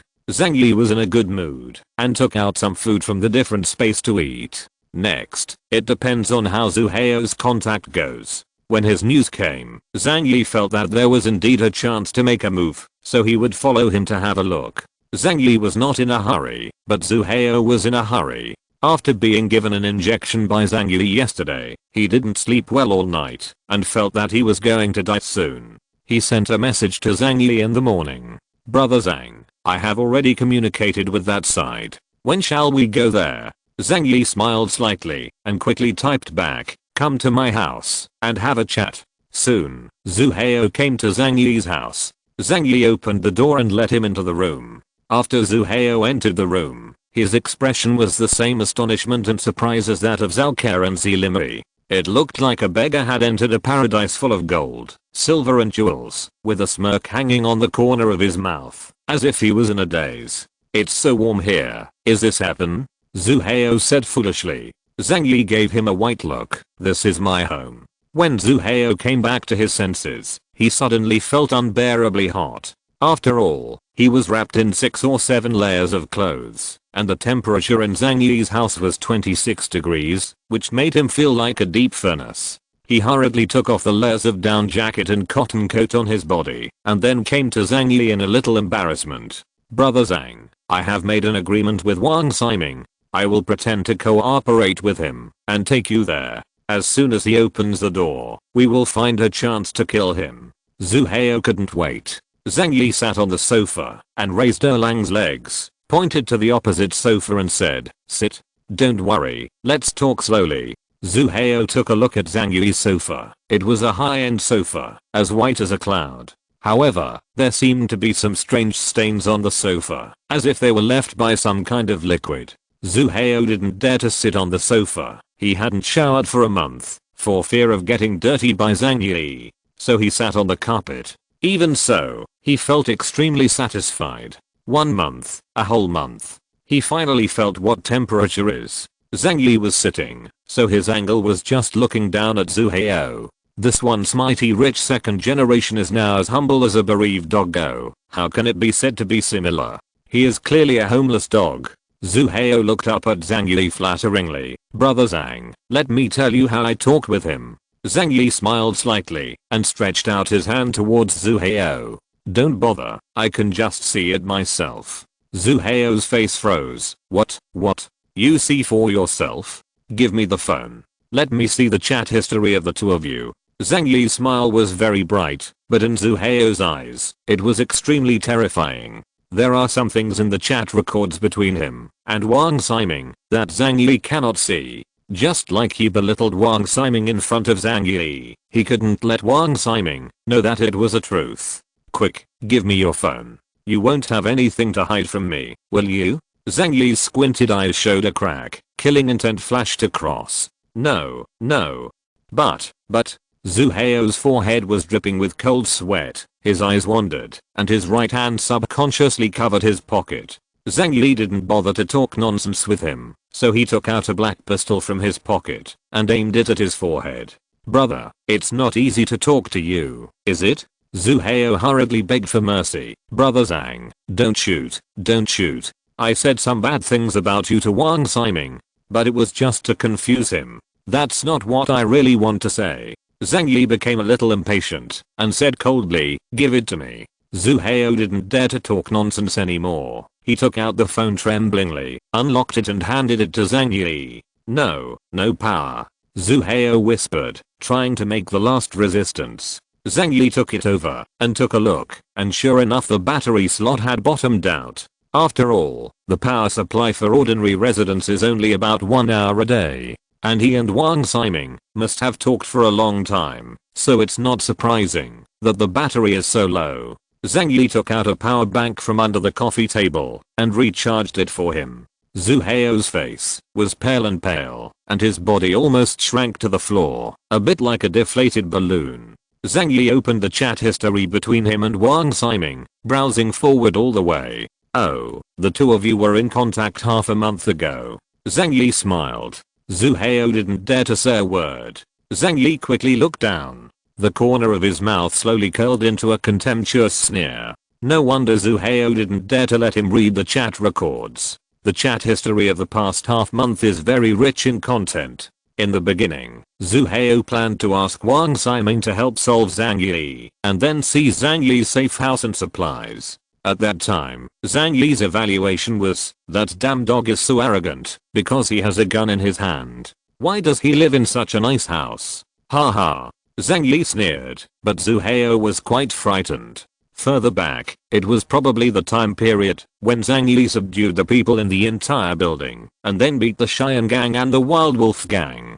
Zhu Hao's evaluation of Zhang Yi became again, this kid is ruthless enough. He killed dozens of people in one go. It's not easy to deal with. And Zhang Yi killed almost all the building leaders in one night, and after Huo Gong destroyed 12 buildings, Zhu Hao's evaluation became, Zhang Yi is a powerful character, and he is indeed very capable. Brother Ming, I can't handle him, but it will be no problem for the two of us to join forces. In the chat records, he used a lot of insulting words to Zhang Yi, especially the early conversations were full of contempt. And just as Zhang Yi thought, Zhu Hao planned to lure him to the past at the beginning and let Wang Ximing use the trap to kill him. Zhang Yi looked at Zhu Hao with a sneer and shook his phone. How to explain? Zhu Hao swallowed his saliva with difficulty and hurriedly explained. Brother Zhang, listen to me. I said that to confuse him and make him think that I'm with him. Only in this way can we deceive he.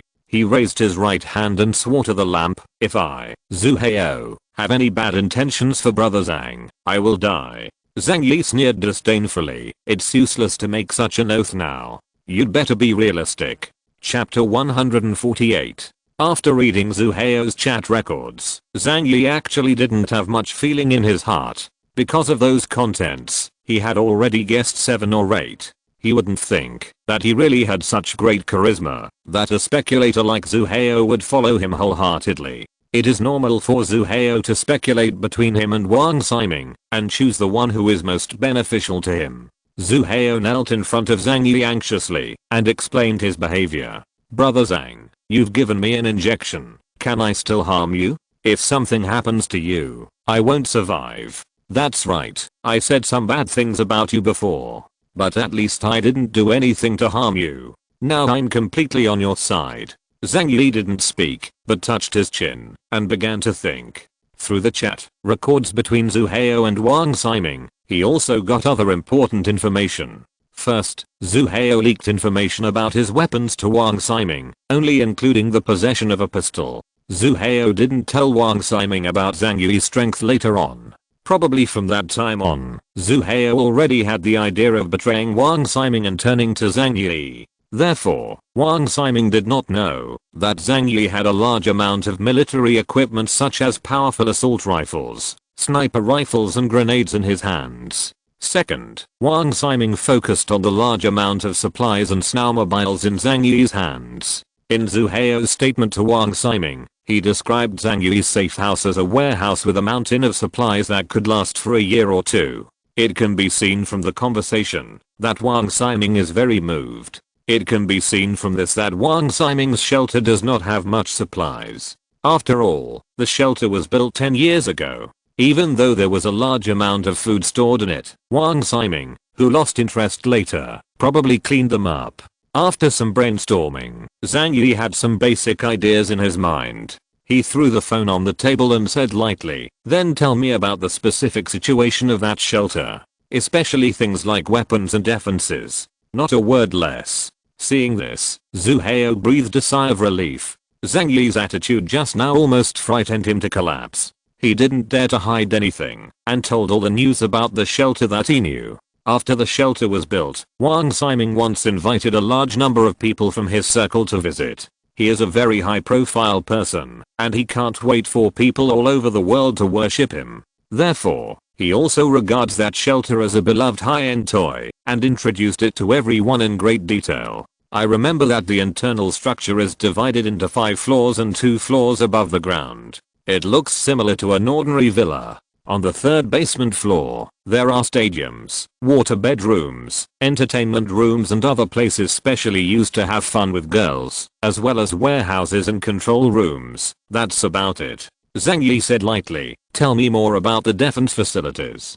Zhu Hao recalled it for a while, and said slowly, "The shelter was built to prevent H attacks. It is said that the materials of spaceships were used. Unless the H-bombs are locked and directed, there is almost no way to break through. But I guess, if it is a large-scale army with a large armed force, it is still possible to break the shell through a long battle. As for defense equipment, you know, the domestic control over guns and ammunition is extremely strict. Although Wang Ximing has the ability to get it, with his status and status, there is no need to take risks for a toy. So there are no heavy weapons in the shelter. I remember that he had collected 2 golden sand eagles before, which are considered the strongest firepower. But there were tear gas and hypnotic gas spray devices inside the house. There is also the entrance of the channel, which is equipped with a high temperature flamethrower.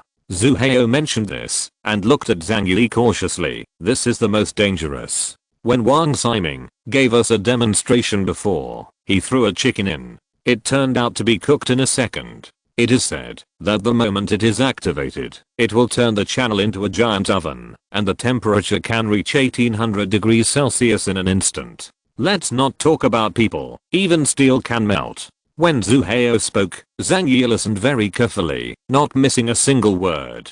After listening, he started drawing in his brain, drawing a rough outline of the shape of the shelter. When Zhang Yi was thinking, Zhu Hao didn't dare to say a word, so he knelt on the ground obediently and waited for Zhang Yi to speak. Zhang Yi thought for a while, then took out a pen and paper from under the coffee table and began to write and draw.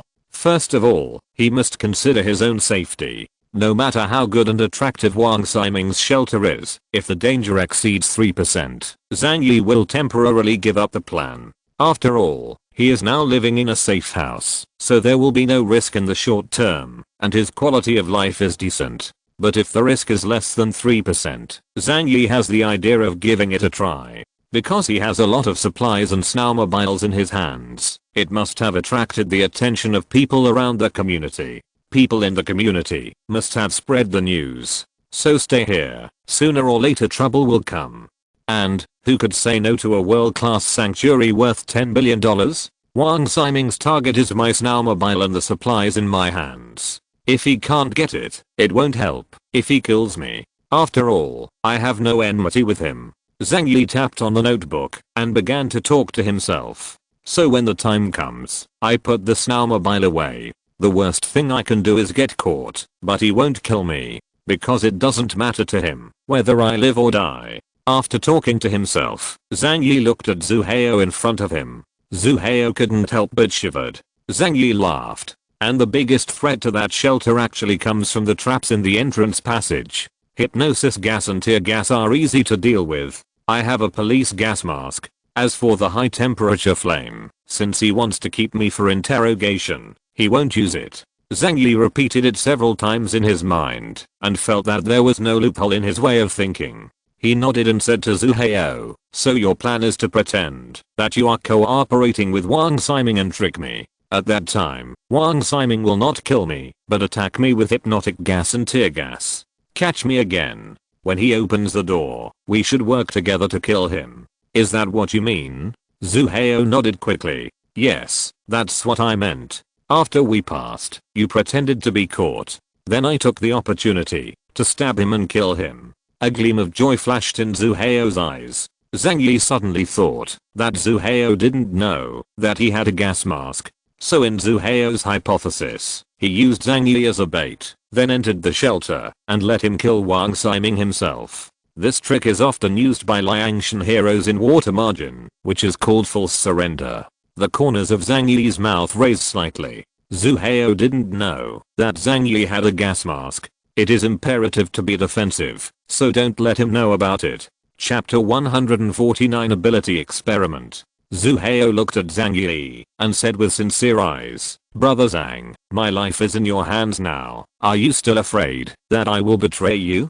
If something happens to you, I will die too. Zhang Yi felt that this plan was indeed feasible. Zhu Hao understood that Zhang Yi would use him as a shield, and Zhu Hao thought he had been poisoned, so it was impossible for him to deceive Zhang Yi. And once he successfully entered the shelter, Wang Ximing's 2 golden sand eagles would not be able to defeat Zhang Yi. The success rate is extremely high, at least over 95%.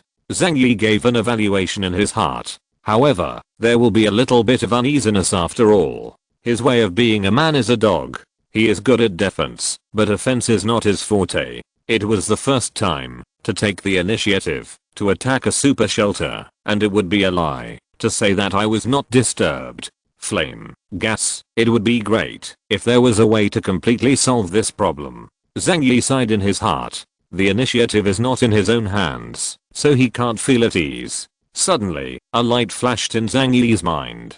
No, wait a minute. Flame, gas, why do I feel like I've forgotten something? Zhang Yi wanted to catch that sliver of inspiration. He instinctively sensed that it was important, that there was something else he could use. I got it. After Zhang Yi thought hard for a while, he finally realized what it was. His power space. For a long time, Zhang Yi only regarded the ability space as an ability to store objects, and never considered applying it to the combat level. However, the different space can collect objects, and the time inside it is almost absolutely static. If this function can be utilized, can it become a very powerful combat ability? Zhang Yi is a little excited. If he can really tap the potential of his abilities, the gains will undoubtedly be unimaginable. Zhang Yi immediately stood up impatiently. Zhu Hao, who was kneeling on the ground, was still eagerly waiting for Zhang Yi's reply. Zhang Yi waved his hand at him and said, you go back and wait for my news, and I will give you an answer in a few days. Zhu Hao was terrified, but Brother Zhang, even if I can wait, the poison in my body can't wait. Zhang Yi gave him a white look. What are you afraid of? I said that it will take 7 days for the poison to develop.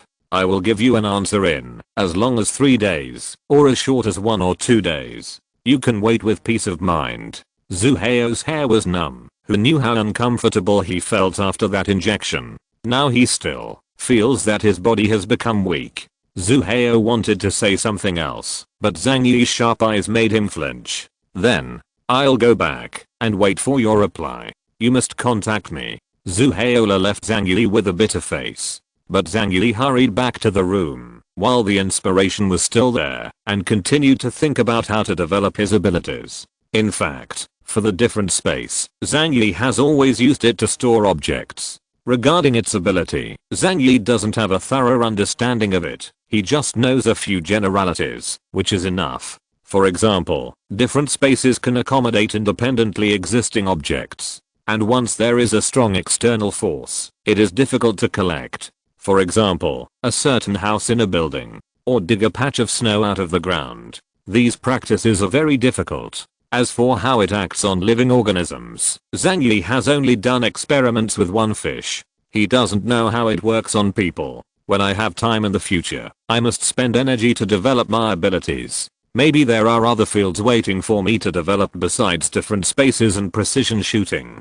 However, now I have to consider how to use my ability to block the attack of Wang Ximing's shelter. Zhang Yi touched his chin with a serious face. Gas, high temperature sprays flames. When they spew out from the trap, they are actively attacking me, so there will be no resistance to collecting them. In theory, it is completely possible. Zhang Yi's eyes became brighter and brighter, and his mind slowly opened the door to a brand new field. The interior of my different spaces in a state of absolute stillness or close to absolute stillness. Then, while keeping the kinetic energy constant, as long as I change the direction, the vector will change. I can even return the object that attacked me back the same way. Zhang Yi excitedly paced back and forth in the room, his eyes sparkling with excitement. After thinking for a while, he left the room and went to an empty room downstairs. Then he started the fire, testing it. After the flame burned, Zhang Yi stretched out his right hand towards the flame, spread his 5 fingers, and used his ability to collect it in a different space. Unsurprisingly, the process went very smoothly. Because Zhang Yi used the rules that already existed in the different space. It's just that in the past, he was used to fighting with hot weapons, and he didn't pay attention to the development of abilities. After collecting the flame, Zhang Yi immediately opened an exit from the direction of the flame in the different space, but he was facing the original location of collecting the flame in the outer space. Cool. The flame spewed out with a crack. From the outside, it seems that Zhang Yi has cast some kind of magic and bounced back the collected flames. Isn't this a full counterattack? Zhang Yi widened his eyes and laughed out loud in surprise. Haha, I understand. Different spaces can still be used like this. This is the magical skill of defense. At this time, Zhang Yi was like a child who discovered a new toy. A man is a teenager until his death, who has never had a dream of becoming a native of the motherland in his heart. Excited, Zhang Yi clenched his fists. His eyes became extremely bright under the light of the fire. Next, I need to master this skill proficiently. Then any long-range attacks, no, even short-range attacks will be ineffective against me. However, Zhang Yi squeezed his chin. If you use this ability on people, what effect will it have? Zhang Yi's alien space only let a living creature go once, and that was a pomfret in the fish tank. But it died the next day. Zhang Yi didn't think much about it at first, but felt that it was a pity that he couldn't build a shelter inside. But now considering the level of combat, then have to use living people to conduct experiments. Zhang Yi folded his arms. His eyes gradually became indifferent. Isn't it simple? That night, Zhang Yi went to a unit building and asked them to hand over a person. He took the man to an empty room and handed him a knife rolled out of A4 paper. A fire was lit in the middle of the house, and Zhang Yi's tall figure was full of oppression under the reflection of the fire. And that poor guy was holding that fake knife, his body trembling in fear. Zhang Yi looked at him, smiled and waved. Come and attack me. As long as you can hit me, I will reward you with a piece of bread. Chapter 150 The Power of Spatial Ability. The man was still a little scared when he heard what Zhang Yi said. But now he can't run away, he can only follow Zhang Yi's order. So he waved the fake knife in his hand and slashed at Zhang Yi. Zhang Yi's expression was extremely focused, and when he rushed over, a white light flashed in his right eye. After a month of use, he has formed an instinct to open and close the different space. In an instant, an invisible and intangible door to another space appeared in the space in front of him. The man rushed over with a fake knife and slashed at Zhang Yi's shoulder with his right hand. But the next moment, something horrifying happened to him. His arm disappeared in front of Zhang Yi out of thin air, as if he had entered a world that he couldn't see with naked eyes. Frightened, he tried his best to stop his advancing figure. Zhang Yi grabbed his arm at the right time and ruthlessly pulled him into his different space. That person got into a different space. Zhang Yi's perspective instantly switched to a different space, and he carefully observed the person he had taken in. The man was already in a state of stillness, motionless. Even Zhang Yi tested his breathing and heartbeat without the slightest response. Zhang Yi frowned slightly. He didn't know if this person died after entering the space, or if the time of the body stopped and he would come back to life when he left the space. So he quickly released that person from the space. As soon as he came out, that person's face turned pale, his body seemed to collapse, and he fell to the ground gasping for breath. Oh. It seems that it still has an effect on living organisms. If it takes a long time, it will really die. Zhang Yi nodded and got another key piece of information. How did you feel just now? Zhang Yi asked. The man's face was like gold paper, and he said weakly, I feel like I have entered a vast white world. There are many materials piled up in mountains. I feel like I've been there for a century. That possibility is terrible. Maybe I'm hallucinating. Zhang Yi's pupils shrank. It turns out that, although the body of the person who entered the different space is in a static state, the consciousness still exists. In other words, the time in the different space is not absolutely static, probably because the flow of time is infinitely slower than the outside world. In other words, if a person enters it, the body cannot move, but the consciousness seems to have passed countless times in a static world. That feeling must be extremely painful and even make people want to die. In other words, if a living body stays in a different space for too long, will it die from a mental breakdown? That's right. Interesting. Zhang Yi has a little more understanding of different spaces. He waved at the man. You, stand up. The man stood up tremblingly. Zhang Yi opened the different space and tried to bring him into the different space. But this time, it felt extremely strenuous, as if moving a tall building. Is there no effect on large organisms? Or? Zhang Yi frowned. He suddenly approached the man, and then drew a dagger from his leg.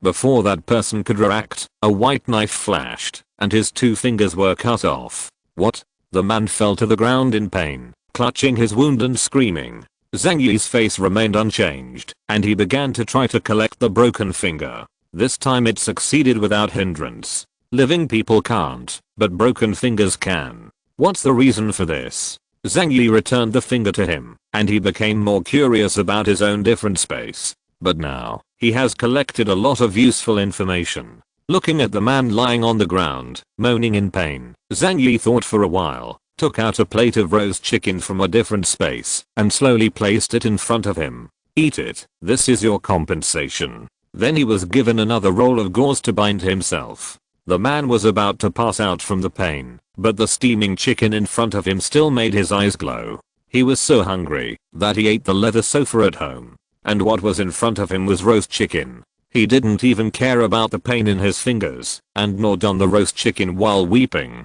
Zhang Yi was not in a hurry, and sat by the fire, using a table leg to stir the flames. After he finished eating the roast chicken, Zhang Yi said, let's continue. This time, you hit me with something. Instead of resenting Zhang Yi, that person had eyes full of gratitude. He nodded quickly, simply wrapped the wound with gauze, and continued to cooperate with Zhang Yi to carry out the experiment. A few hours later, Zhang Yi obtained the experimental data he wanted, and had a greater understanding of the capabilities of different dimensions. First, there should be restrictions on collecting materials, but what we know so far is that it is not allowed to collect objects with strong external forces, and it is invalid for living people. Second, when used, it can open a door that connects the present world and the different space point. The way of active attack has not been thought of for the time being, but the attack in physical form can be diverted, and then counterattack by adjusting the vector direction. Knowing these 2 points is equivalent to opening a huge treasure for Zhang Yi. Next, I know how to deal with Wang Ximing's shelter. The last trace of worry in Zhang Yi's heart was completely dispelled. He looked at the man in front of him who helped him with the experiment, and said sincerely, thank you for your help. Before the man could answer, Zhang Yi's dagger passed his throat like a gust of wind. PFFT. Blood spattered, and he fell to the ground. Before he died, fear flickered in his eyes, but relief followed. Even when he died, there was a smile on the corner of his mouth.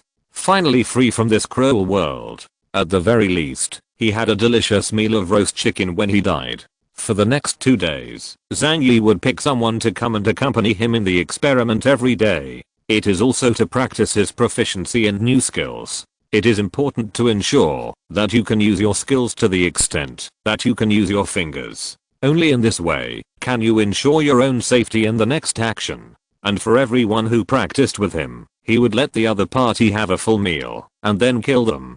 Because his ability is his biggest hole card, it must not be leaked to the outside world. In this way, 3 days passed quickly. Zhang Yi has fully grasped the use of skills, so he called Zhu Hao and told him, "We can go." Zhu Hao has gone through many vicissitudes in the past few days. He is obviously not poisoned, but his face is blue, his lips are purple, and his eyes are dark circles. This is his strong self-suggestion leading to symptoms of poisoning in the body. "Brother Zhang, I feel like I'm going to die." Zhang Yi smiled secretly. In the past few days, he has been providing food to Zhu Hao, and it is reasonable that Zhu Hao's life is easier than before. After pretending to think about it, he went back to retrieve a tube of normal saline, and said to Zhu Hao, "I can give you an antidote first, which can temporarily relieve your symptoms." As if seeing hope, Zhu Hao raised his sleeves and exposed his arms. "Give me a shot, give me a shot."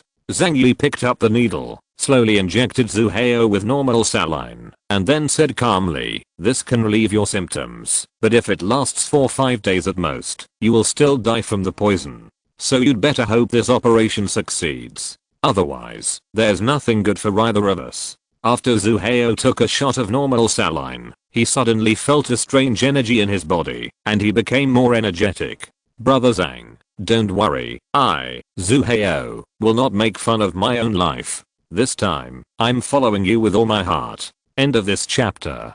Thank you very much for reaching the end. Don't forget to like. Looking for more exclusive content and immediate access? Subscribe to our Patreon. Remember, every like, subscription, or donation encourages us to continue. Thanks to everyone. See you in the next video.